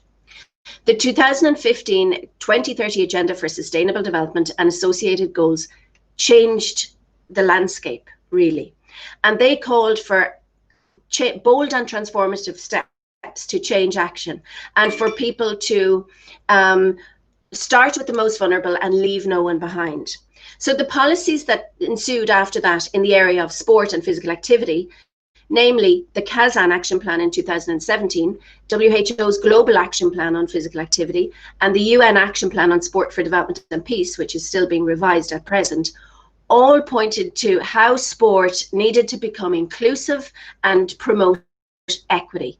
So this has really stimulated a huge amount of activity around the importance of inclusive practice, universal design, including people with disabilities in sport and through sport to other areas of development, such as employment, health and well-being, etc.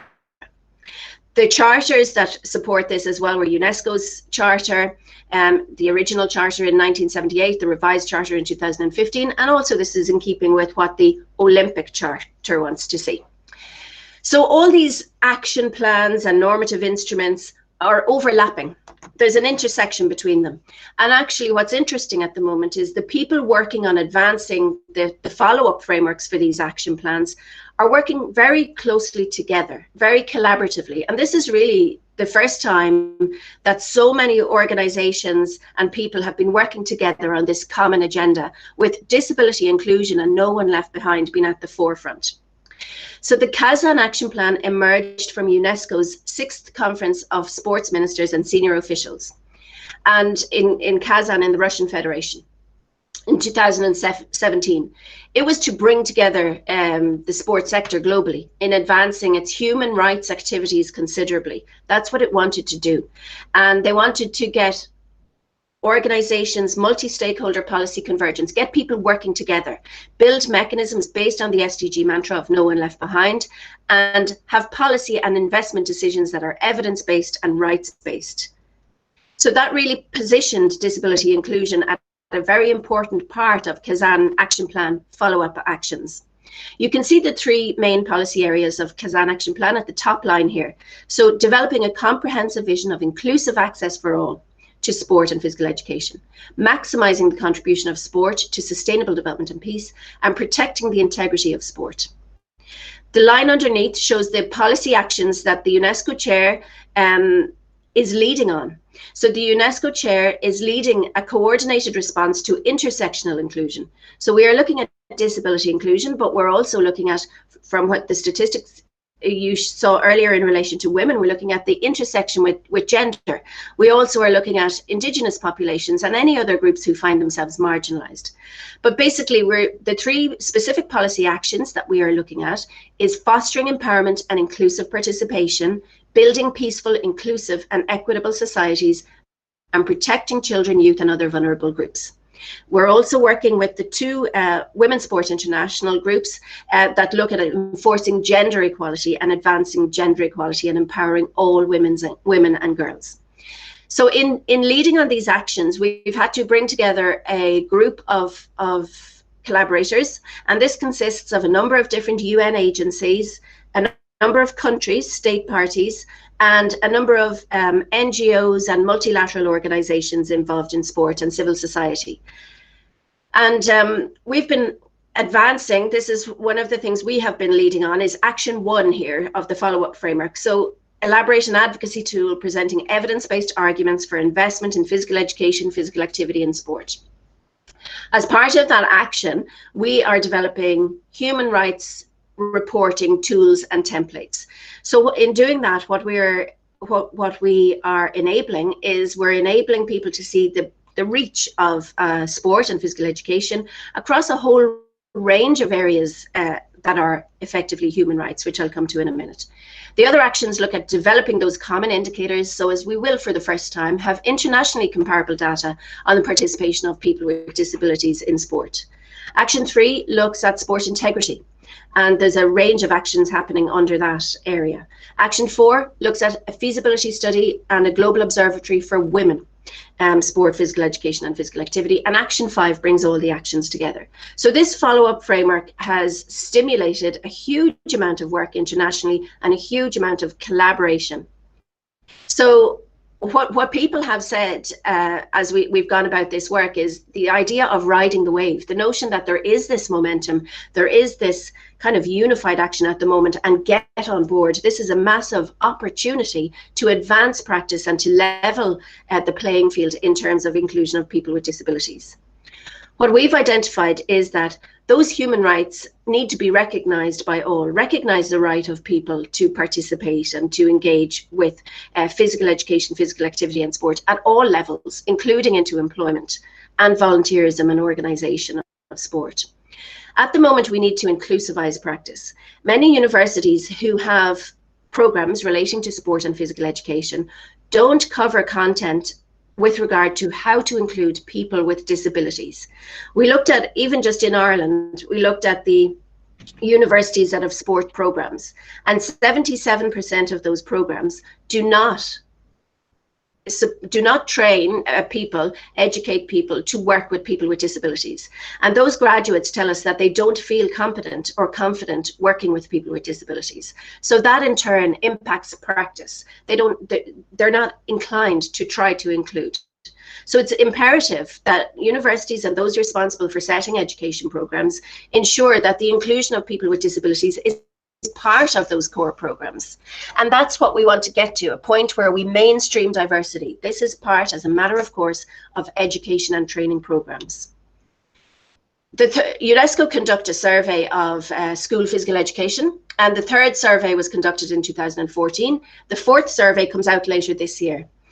But what the third survey found, they found an increase from the 2000 survey in opportunities for people with disabilities, but pointed to considerable variation within and between regions.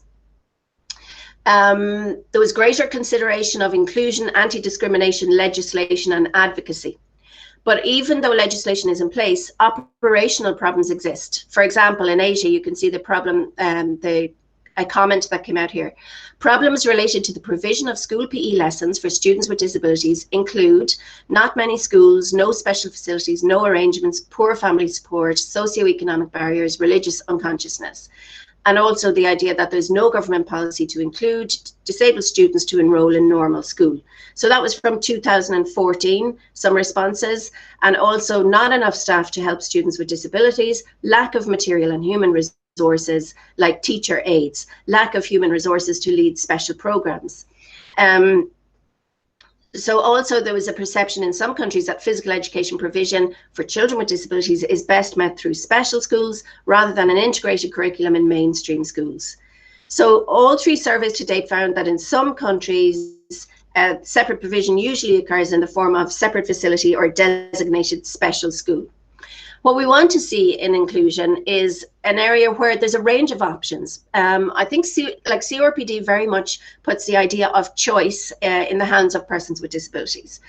So the inclusion spectrum would show that we need to have an opportunity for engagement with no modification of the game, minor modifications, major modifications, sports that are primarily for people with disabilities, and the sports that are only for people with disabilities, and a non-playing role, coaching, volunteering, is something that people with disabilities also very much value in terms of their engagement with sport. UNESCO's Quality Physical Education guidelines for policymakers is driving equality in physical education. So these guidelines and this document is one of three core priorities for UNESCO's Intergovernmental Committee. The core part of the QPE, or Quality Physical Education Programme, is equality, bringing that equity to physical education. But despite positive developments in policy, implementation still remains inconsistent. So what we're trying to do is ensure that these policy guidelines get implemented at national levels, and that the practice is then implemented by having the capacity building initiatives in universities to support the delivery of QPE in schools and on the ground. It's QPE is interrelated strategies to embrace the formulation and development of inclusive and equitable curricula. So that's really what it's focusing on doing. Now, underpinning this equity idea, I mentioned human rights earlier and the various different conventions. So it is very significant that 4 of the 9 UN conventions explicitly reference physical education, physical activity and sport. So it's seen as a very important area in human rights obligations. Unfortunately, what we don't do is pay enough attention to how we leverage those human rights mentions in advocating for good practice in physical education, physical activity and sport. And that's what we need to do at the moment. So we have met with, as part of our Kazan Action 1, we've met with the treaty committees. And we've asked them to ask countries when they're making their state report to report on what they're doing in sport to realise the rights of people with disabilities, for example, or of women with disabilities or women in general in terms of access. In general, the human rights treaty bodies have been very receptive to the work that we're doing and very complimentary that the sports sector is mobilising itself and being proactive in seeking better reporting to the human rights instruments.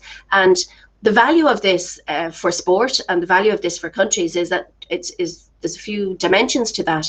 Number one, countries begin to see the range of areas that provision of opportunity in sport, the range of rights, I suppose, that touches, the range of areas that touches. So as you can see from this slide, you have the SDGs down the side. So a sample of the SDGs touched on by participation in sport is evident there. So the first one, SDG 3, good health and well-being.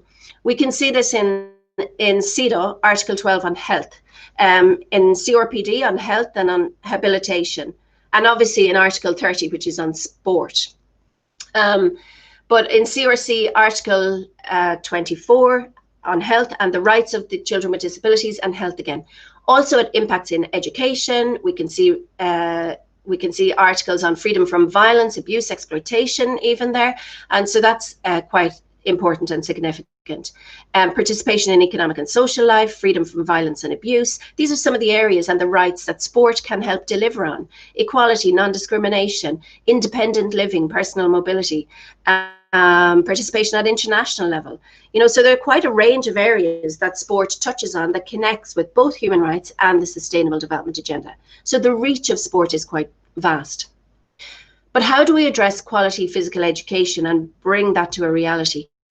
We need to look at our policies. And I know there have been some good new policy areas in India that support disability inclusive actions. The human resources. Do we have the staff on the ground, the people on the ground who can deliver on this inclusive action? Have they got the resources that are needed? Can we build capacity among the existing teachers? And can we ensure that new teachers emerging from universities in the future will have the skills, knowledge and competence needed to include people with disabilities? Can we advocate for this? And can we monitor and evaluate what's happening in practice to ensure that we're building towards equity? Okay, so quality physical education teachers, what are the benchmarks? A good professional profile, knowledge and understanding. They have the skills for teaching, including people with disabilities. They've had practice, teaching practice that involves working with people with disabilities. What we do know is that you cannot build competence working with people with disabilities if you've never worked with people with disabilities. So that needs to be part of the undergraduate experience. Work in partnership with disability service organizations in your community. Link university programs with people with disabilities and disability service providers in the communities. Have you course qualifications in this area, and do you monitor and evaluate what's happening? One of the things that we have developed to support quality physical education is a program called IPEPAS. It emerged from a program that we previously had, which was called EPIT, which is IPEPAS is Inclusive Physical Education, Physical Activity and Sport. And it builds on a previous program that we developed in 2007 with European Commission funding. The model of the program is that, first of all, pre-service and in-service teachers need to develop that experience. Ideally, what we have found is that segregated APA, adapted physical activity learning situations, really support practical and theoretical elements. So they really support learning. Have that work with people with disabilities, and then move towards integrated classes where you've got people with and without disabilities. We know that this helps build competence. We do believe that this should be in the latter years of the degree, when the students have built some competence in teaching and in delivering on physical activity and sport. The segregated environment enables that valuable experience to be learned, and the confidence will be there then to use that integrated settings.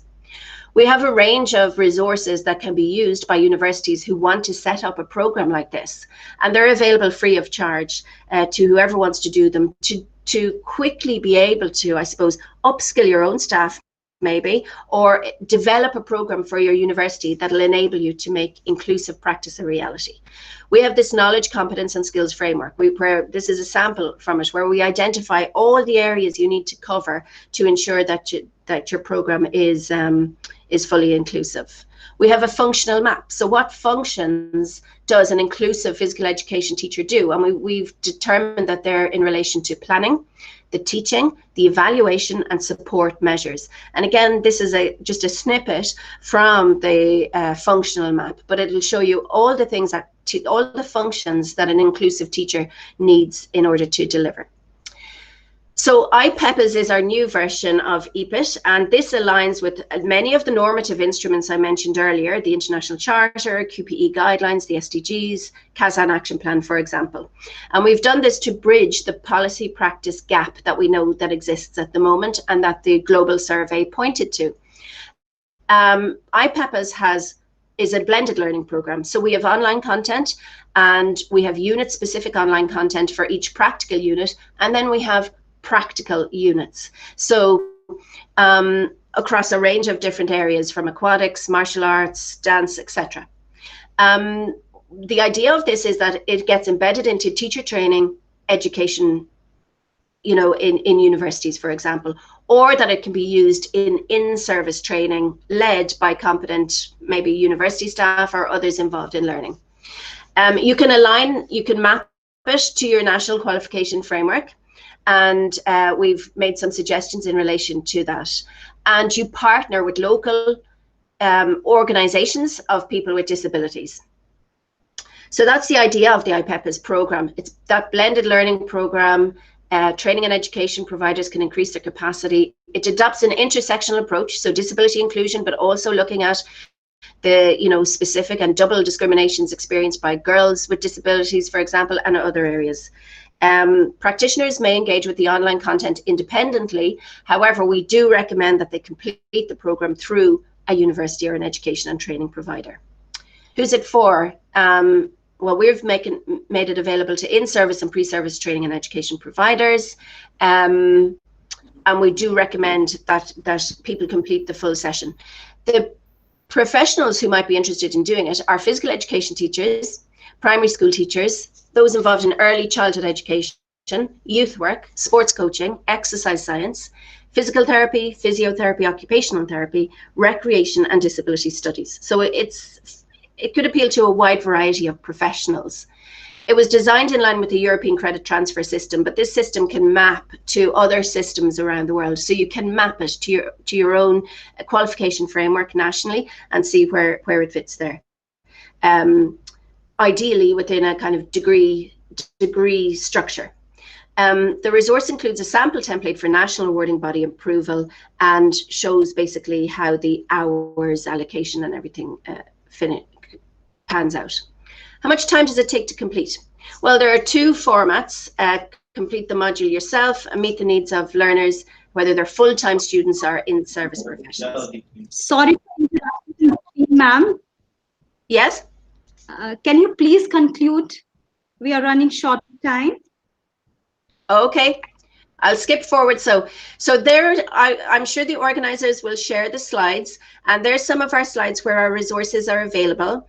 And today I just want to notify you of a hackathon that is just launching today and takes place over 2 days next weekend, and it's a hackathon on sport and physical activity and ideas connected with the Sustainable Development Goals. People can work individually or in teams to develop new ideas for a global design challenge for ideas to meet the SDGs in line with sport and physical activity. So I encourage you to take a look at the Global Design Challenge on devpost.com and develop some ideas. If you have ideas on how you can make inclusive practice more widely available, have a look at the hackathon, and hopefully we'll have some teams from India for next weekend to participate in the hackathon. Registration opens this morning in about 1 hour, and I think you can actually register from now. So have a look at that. I encourage you to do that. So I'd like to thank you, Professor Sheshman Yadava, and also to Dr. Yogesh Chandler Thakur for enabling me to participate in the session today. Thank you, dear ma'am, for such a thought-provoking session and, enlightening us with how Sustainable Development Goals in 2015 calls to action for the sports sector, which have been articulated through a series of action plans.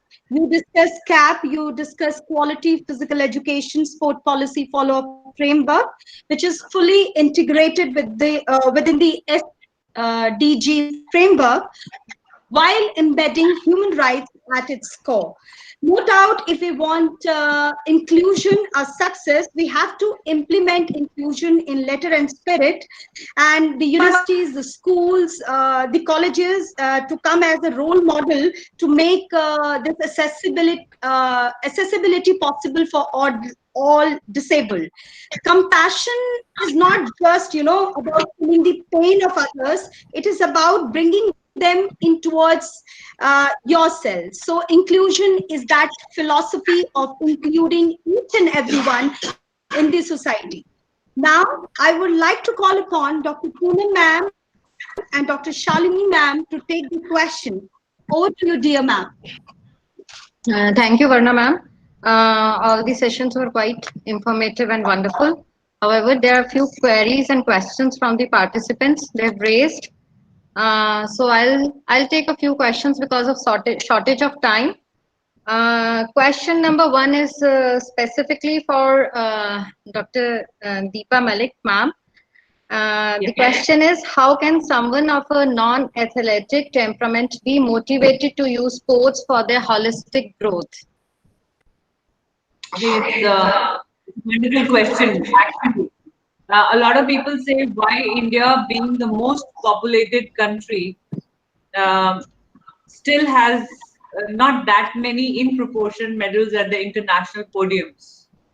Let me remind everybody here that the medals won by a country does not depend on the population of a country, it depends on the playing population of the country.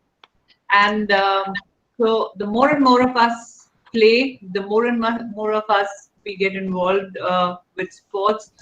See, sports is the best way to establish a reputation or a presence of a country internationally. Fighting it out in the sports field is way better than fighting it out in the battlefield. When you are fighting it out in a healthy competition in a sports arena, you are patriotic, you are bringing good name to the country, and through that, you're also promoting the spirit of sportsmanship, which is nothing but camaraderie, friendship. So that are the other things that sports inculcates. So even if a person is not getting into competitive sports or anything, just by virtue of being interested in sports, they can actually become one of those spectators, one of those who are encouraging people like us who are out there and playing. It is a win-win situation because it keeps you socially integrated. It makes you meet healthy mindset people, because those who can get up early or follow a health regime are very evolved human beings. They are punctual, There are people who are prioritizing their health, their well-being. So it's a good idea to be people among people like those, because they would have won over a lot of their lethargy, a lot of their emotional setbacks. Even now, when I go to an area where a lot of people come to jog, run, of course, everybody maintains social distancing and wearing masks and using sanitizers, etc. Yet, when you look at each other's energies, it infuses positivity. I'm sure the gentleman who is doing yoga sitting under a tree could be facing a lot of emotional stresses on the business side, maybe worried about the education of the children. But the fact that that person is still coming out and doing the exercises is putting that person on a winner's podium, a winner in life, a winner in positivity, a winner in health, a winner in immunity. So when there are so many benefits and the companionship and the camaraderie and the relations that you make on a sports field or in a park while walking or doing yoga, doing Zumba, I think those are more positive and fruitful associations than just chatting with somebody on WhatsApp or Facebook or any other medium. Thank you so much, ma'am. Another question is, was there any physical education teacher who inspired you to practice sports? What message would you leave for future physical education teachers who train people with disabilities? Okay, so if you're asking me personally, in my school days, well, I was an able-bodied person. When I was playing sports, of course, I did have my stint of being paralyzed even as a child, but I recovered as a child. So I have not been in school really. The only year that I didn't go to school, I was hospitalized. But when I did go back to school, I was a regular student, a walking person. So physical education teacher for my personal life, no, I haven't met, because I started playing only at the age of 36 when people retire. But now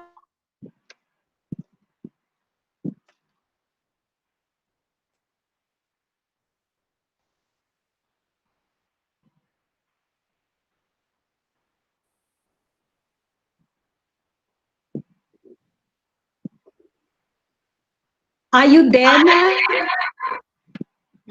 I think she's there, but she's not audible.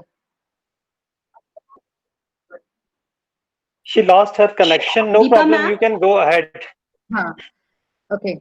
Ask another question. Okay. The second question is for Dr. Santoshi Haldar. Ma'am, the question is that, don't you think even the word disability is negative? Would you elaborate on this statement? Yeah, sure.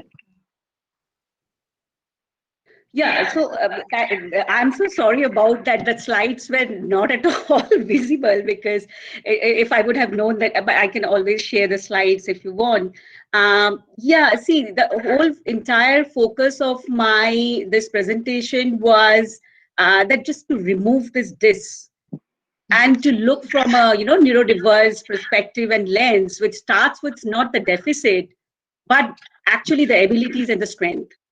So I would rather, because the whole perspective, mostly I would say from the developing country, on an average, you find that, it's like, okay, if somebody is disabled and with a disability, it's all about, oh God. I mean, it's not like that. And it is actually extending forward to everybody, even the parents, even the non-disabled. And it would only come. You see, there was another work which I have done with the Japanese people. There's one of the universities in the world, that is a NTUT. So Tsukuba University of Technology, that is a special education university only in the world. And I would say that it will only come when the people without disabilities and with disabilities, they play together, they live together, and the whole philosophy of inclusion, that has to be instilled, which says like disabilities is just a difference. It's as normal as development. So it's just another aspect of development. And people without disabilities, even our children, need to know this different extension and range of different diversities, so that when they grow old, when they grow up, when they see somebody with a wheelchair, they don't have to, like with a starry eye. And then it will be just instinctive that this is as normal as itself. But this is not there, because in the prose, in the literature, in the text, everywhere it is, oh my God, this is different, and different is not is a disability. So I think this I would like to put on. Another question is, ma'am, can kids with autism who seems fit in starting later on can develop or get physical deformities? Sorry, I didn't get that. Ma'am, can kids with autism who seems fit in starting earlier, later on can develop certain physical deformities, and how can they be helped later on in overcoming these problems? So you're talking of, like, I see the multiple disabilities, right? So Yes, somebody who had this autism, but lately also acquires another form of disability, right? Yes. Yeah. So I think Yes, this is, yeah. So you see that again, I would say the same thing, that we have to start identifying. I would also say, like, if we are talking of autism or any kind of disability, why don't we start with identifying the abilities of that person? Because see, whenever we are actually identifying any sort of disabilities, we are going with the domains that all of which are taken as like these are the challenges, these are the deficits. But we also have to simultaneously look at what are the areas that the child has, which can be termed as strength. And then we have to delve in tailor-made with a kind of education environment and program to address all of those areas. So we have to, for example, I can just give one example, the one that, Satoshi Tajuri, but it may be a conflicting one. But we have found in a lot of those autistic people, the way their mind works, which is very, very different. If we can start with some of those traits which are their strengths, and then also address their weak areas, it becomes easier even to address the deficits. But the problem is everybody starts with the deficit. For example, the behavior. Why the behavior? We have to know the function of that particular behavior. It may be just delve in very easily if you know the strength. If the child is very, very, into some repetitive behavior, why don't we find out what are the interest areas? And then channelize this with very, very positive approach. So I guess this is something which we are losing, and that is why we are not able to track the traits which are so wonderful in them. Yeah. Thank you, ma'am. The next question is for Dr. Catherine Carty. What are the different sports activities most suited for autistic people or disabled people? Okay, so thank you for the question. I think, like with everybody else, people with disabilities want choice in terms of the activities that they want to participate in. And sometimes we make assumptions around what activities might be suitable or what activities might be enjoyed, and it doesn't always coincide with what the individual finds. So, for example, sometimes people might perceive that an activity like surfing might not be ideal for someone with autism because of all the sensory issues, but actually we found that surfing is very much enjoyed by many people with autism. So I think what's important is that we don't make assumptions, and that we provide choice and opportunities just as you would to the general population. There have been lots and lots of different areas of activity that we don't expect that appeal to people with disabilities. So, for example, people who have vision impairment can enjoy a whole range of activities that we might assume that they will not be able to enjoy because of their impairment, but it's not always the case. So I think the key there is to look at variety and choice and talk to the person and make the opportunity real. So it's not just experiential, it's not just dipping into the activity for a kind of a superficial level of engagement, but make sure that the practice is quality practice, that they get a good opportunity, people with disabilities get a good opportunity to explore a range of different activities. And we have found, like, golf, for example, is another one that's very appealing to people with autism. there are lots of activities depending on the severity of the impairment as well that people might like to engage with. So just keep an open mind and provide choice, and bear in mind that, you know, in many sports we've made the rules, we can change the rules. So applying a program like TREE, where you adjust your teaching, the rules, the environment, that's the important thing. Modify the game to suit the individual, but enable that choice to happen. So as people, you know, we're not limiting the areas of sport that people can enjoy. Thank you so much, ma'am. Another question is, how can we segregate person of disability in normal class and in sports area or activities? Like what kind of modifications are required? So we have a few different frameworks that can be used to look at how you make changes. Well, I mentioned the TREE model there is one that can help guide you, but there's some very good research developments from Lauren Lieberman that give a framework to understand how inclusive your practice is. So I can share details of that framework. Another model that we have developed, it's called the UTMF, the Universal Transformational Management Framework. And if you look at that framework, which is available online, you can see the areas that you need to consider if you want to make your practice fully inclusive. So the first thing is that you need to look at vision, your vision for an inclusive practice, verification of the need to do that, and really looking at the value of that. And then we have a notion that you need to look across all the enablers. So it's looking at the people, the policies, the philosophy, the programs that you offer, the places that they're offered in, and look at all the factors that contribute to whether or not your practice is fully inclusive. Then we encourage people to innovate. I know people mentioned resources earlier on. Lots of resources can be made with very, few resources, financial resources. So by being innovative, sometimes it's an attitudinal change that'll make the difference between being inclusive and not being inclusive.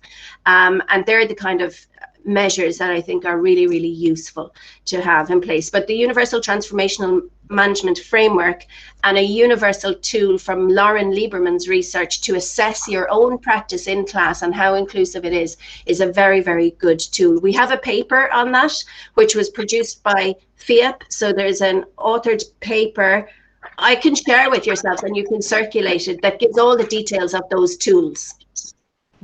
Thank you, ma'am. Can we create, another question is, can we create workshops approved by UNESCO to start the QPE movement? Can you create workshops? Yes, I think that would be a very useful thing to do.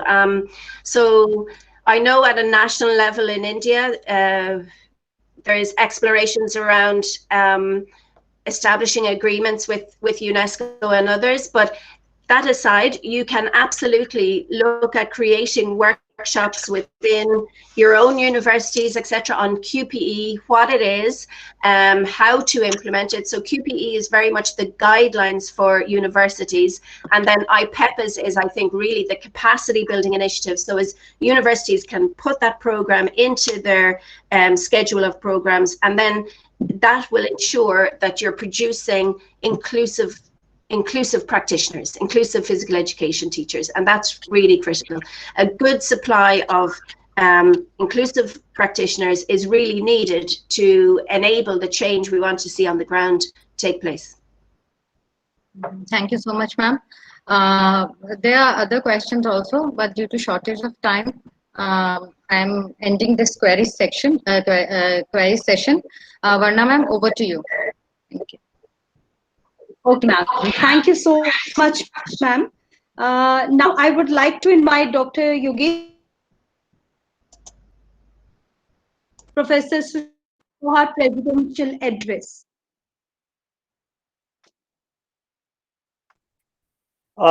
Good afternoon, everybody. Am I audible? Is he here? Yeah. Professor Yogesh. Yes, you are audible, sir. May I beg leave This is Deepa Malik here. Can I say bye-bye and Yeah, gratitude to everybody here? Thank you so much. thank you, ma'am. Thank you, Catherine. That was very Thank you, ma'am. informative. Thank you, Varuna. Thanks Thank for you having me so here. much. Really, it was a very informative Thank session. you. Thank you, everyone. Bye-bye. Thank you. Bye-bye, ma'am. Thank you. Over to you, Yogesh sir. Thank you, Dr. Deepa, for your presence in our conference. First, I would like to warm welcome all the participants and especially our speakers. Regarding Professor Sushma Yadava, she's the instrumental for this conference, and it is due to her blessings that we are able to conduct this conference. Professor Sushma Yadava is a gold medalist in master program, and she is PhD from University of Delhi. She is also chair professor for Dr. Ambedkar Chair in Social Justice at Indian Institute of Public Administration. She was recipient of Rai Bahadur Gaurishankar Memorial Medal and Maharani Karve Memorial Prize. She has been awarded ICSSR Short-Term Doctoral Fellowship and Inter-University Associateship at Indian Institute of Advanced Studies, Shimla. She is also member of various academic bodies. With an experience of over 30 years of teaching and research, she has authored and edited more than 10 books, along with number of articles published in books and reputed journals. There are so many credentials in her credit. Apart from her academic credentials, she is a very nice human being, and she always promotes us for such activities. Now I invite Professor Sushma Yadava, Vice Chancellor Bhagat Phool Singh Mahila Vishwavidyalaya, to address and give her presidential address. Are you able to hear me, ma'am? Thank you, Yogesh. I think you. I hope you can see me and hear me. Yeah, it is clearly audible, and we can watch. Yes. I hope you can see. Yeah.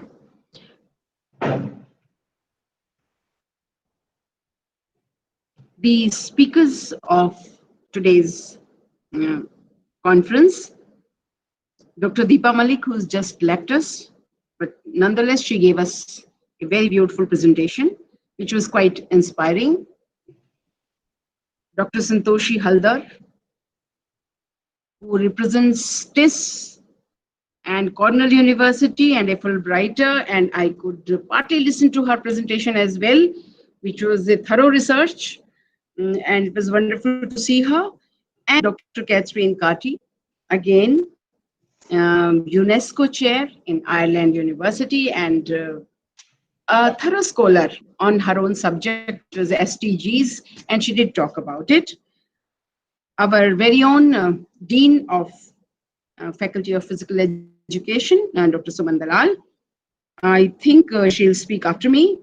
The in charge of physical education, Dr. Yogesh Chandar, and I'm very sure he's the spirit behind it, putting us all together and making it a very, very interesting panel and a real international webinar, in fact. And all his associates, the names I can see, Dr. Varuna Dahiya from the beginning, who's associating with this, and Dr. Poonam and Dr. Shalini. Dr. Shalini also I could see just now. I must compliment all of you. I begin with complimenting the department, its dean, its in charge, Dr. Yogesh Chandar, and all his associates for thinking of a very interesting subject, inclusion, disability, and sports. I would say in Indian context, it's quite new, and it's yet to develop into a complete discipline and mindset both. And then putting together a panel which is so comprehensive, well-known, inspiring. You know, it mixes all of them. And then followed by a very insightful question answer session. I could see that, and I'm very happy to note that so far he has told us that we've received more than 1,500 registered participants from 34 countries around the world for this virtual event. And he doesn't call it a webinar, he calls it virtual international conference. And I can see it's almost like a conference. It has 3 words: inclusion, disability, and sports. So disability, I think, is the central point, and the others revolve around that. And disability, as you have by now understood, is commonly associated with functional limitations. And in India, if you remember, for a long time, we used to say it is one's karma. ये उसका प्रारब्ध है, ये उसके कर्म हैं, और वो बच्चा घर बैठ जाता था और घर बैठ करके बाकी सबकी जिम्मेदारी होती थी, जितना कुछ इसका ध्यान रख सके वो ध्यान रखें. This was the common perception, and from there we have moved to this time when we look for a completely inclusive Main Street disability. And now when our Honorable Prime Minister called them Divyang, it only meant to convey that don't take them as limited people. They are people with some extra divine endowment, extra divine power. That's what Divyang means.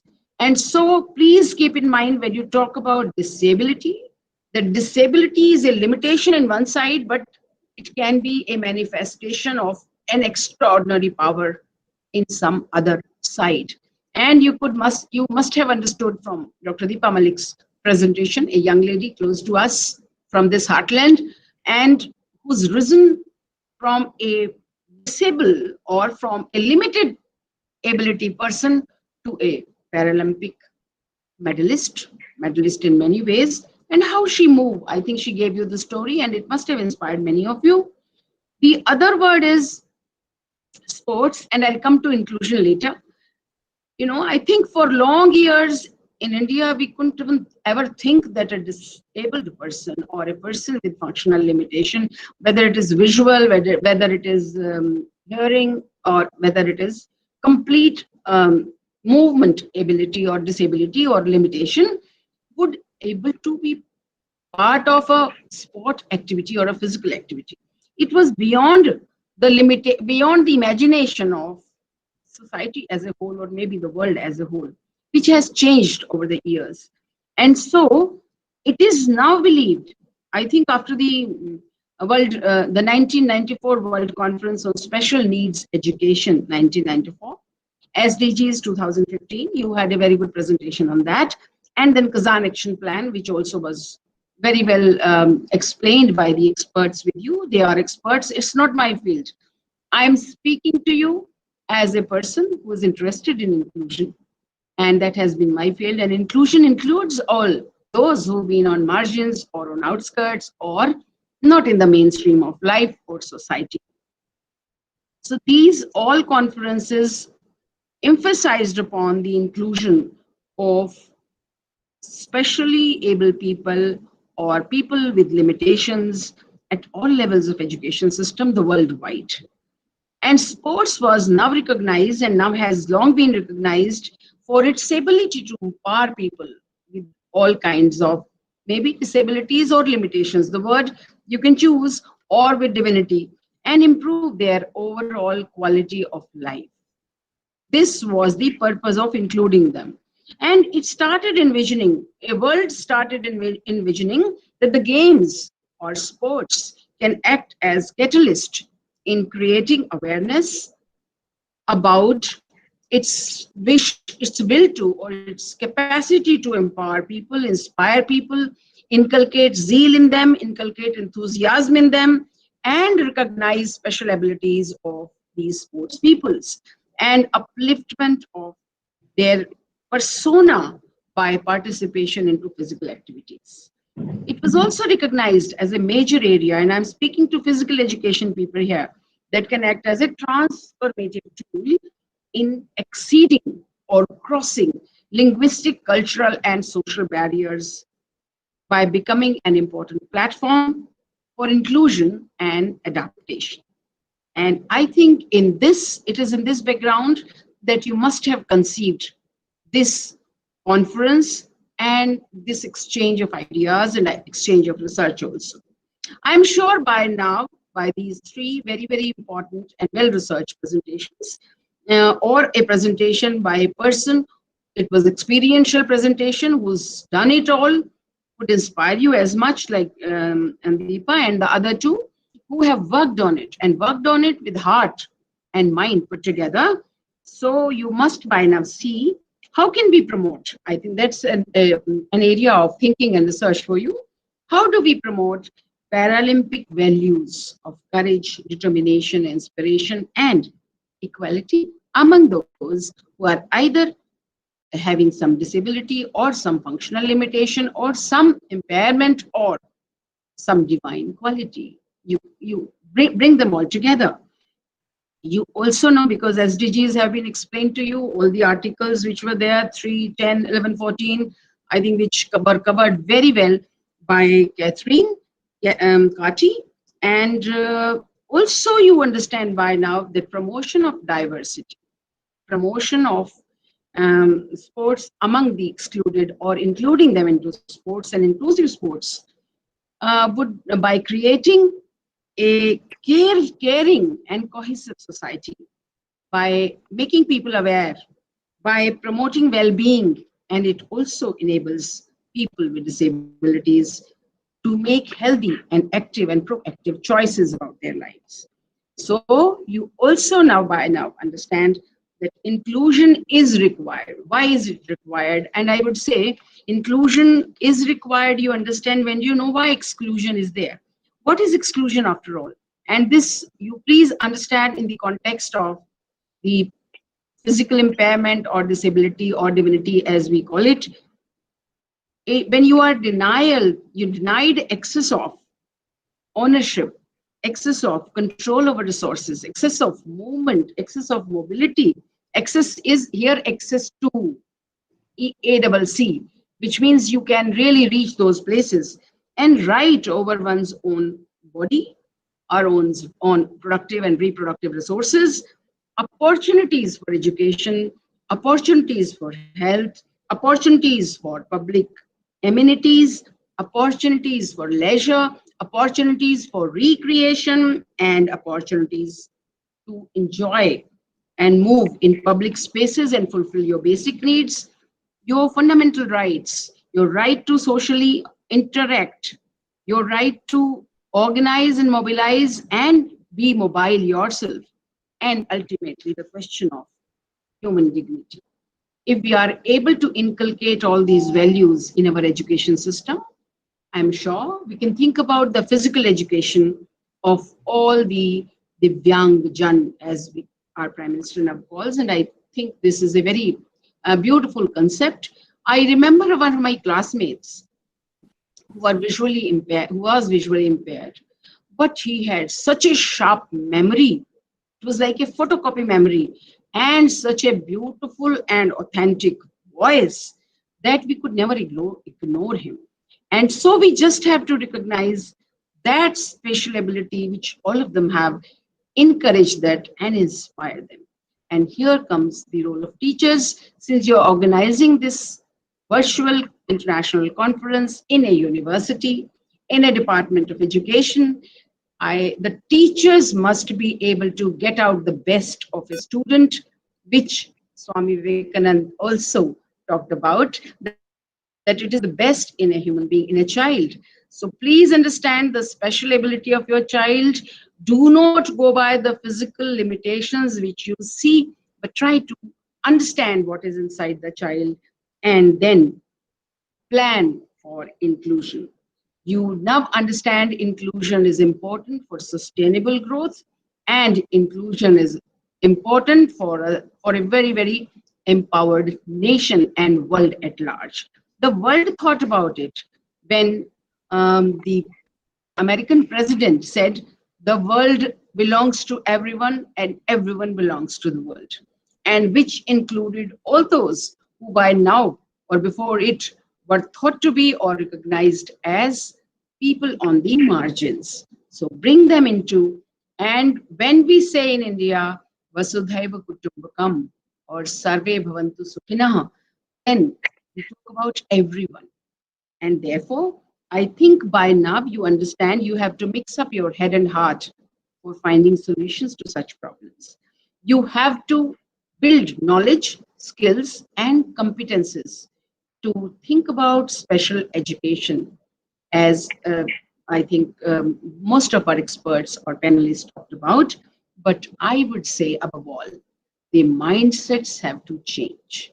They must come out of those closed circles or the closed motions where you think some people can move, some people cannot move. It may be women, it may be less fortunate, less educated, having less employment, having less income.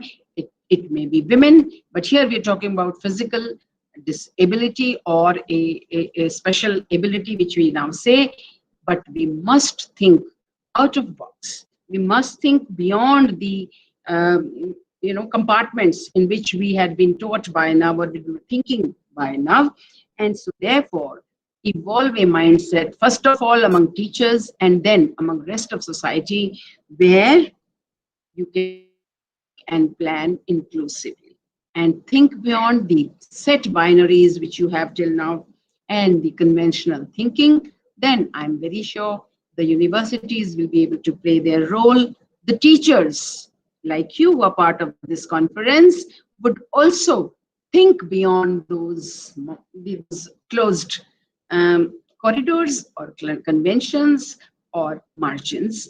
And then we'll be able to build up a society where everyone can nurture the best in oneself, and the teachers will be the most important tool and carriers for this. I wish the organizers a successful report after this, which can bring out some very good policy perspective. And I would, on behalf of the entire university, as head of this university, would like to thank all those who participated, especially the experts who shared their expertise, their peace of mind, their piece of research with all of us here, and all those who've joined this virtual conference. But above all, I would compliment Dr. Yogesh Chandar for this idea of putting together all these people and think of on these subjects. I would look forward to a good report and a good feedback from the participants, but I would compliment and ask my department to go ahead like this. You all joined us. Thank you very much, and all the very best. Thank you. Thank you so much, ma'am. Thank you so much for your encouraging words. Your charismatic personality and your aura. You know, ma'am, I always find it so positive, and your smile says it all. You're always instrumental in motivating us to conduct such learning interface, even during these tough times. Whenever we stand today, wherever we are standing today is a combination of all your endeavors and efforts. Dear ma'am, we really hope that, with your blessings and with your efforts and guidance, we as university come out as role model for inclusive setup. Thank you so much, dear ma'am. So much has been given to me. I have no time to ponder over that which has been denied. These words of Helen Keller explains the importance of gratitude our lives. Now, I would like to invite Dr. Suman Dalal, Dean, Faculty of Education, Physical Education, for vote of thanks. Over to you, ma'am. Can you hear me, ma'am? Yes. Can you hear me? Yes, ma'am. Over to you now. Good afternoon, ladies and gentlemen. As we know that it was a very huge event, and it is my pleasure to deliver the vote of thanks. First of all, I wholeheartedly thank our esteemed Vice Chancellor, Professor Sushma Yadav, for her guidance and her encouragement to us for organizing this virtual international conference on inclusion, disability, and sports, in which more than 1,500 participants from 34 countries are part of it. And I also thank our Vice Chancellor for her inspiring and thought-provoking words. Next, I want to thank Dr. Deepa ma'am, who is the pride of India, and we are privileged to have her in our abyss. Her words empowered and benefited all of us. You are a real example of motivation and empowerment to all of us. Next, I want to thank Dr. Santoshi Helder. Ma'am, you are I give you a huge thanks, as your presence has been enlightening and a never forgetting experience for all of us. Dr. Catherine ma'am, I thank you for sparing your valuable time and vast range of knowledge with us. A vote of thanks would be incomplete without acknowledging our participants who have gathered from all over the world. Thank you, each and everyone. Last but not the least, I thank Professor Ikshita Bansal, Dean Academic Affairs, Dr. Yogesh Chandra, Convener, Organizing Committee and in charge Physical Education Department, Dr. Varuna, Convener, Organizing Committee, Dr. Poonam, Organizing Secretary, Dr. Shalini, Organizing Secretary, Mr. Anil Bora, and the entire team of organizers that made this event possible. Thank you. And as you said, until next time, it's a goodbye. Thank you so much, ma'am. Now I would like to close my remarks and officially announce the end of the conference and wishing the future prosperity of all the participants. Feedback form will be mailed to you and link of feedback form will work for 24 hours only. E-certificates will be issued only to those who will fill the feedback form. It's been an honor to be among such accomplished individuals. Thank you and have a good day. Thank you for your kind attention. Stay positive, stay safe, and contribute in building a better place to live in. Thank you so much.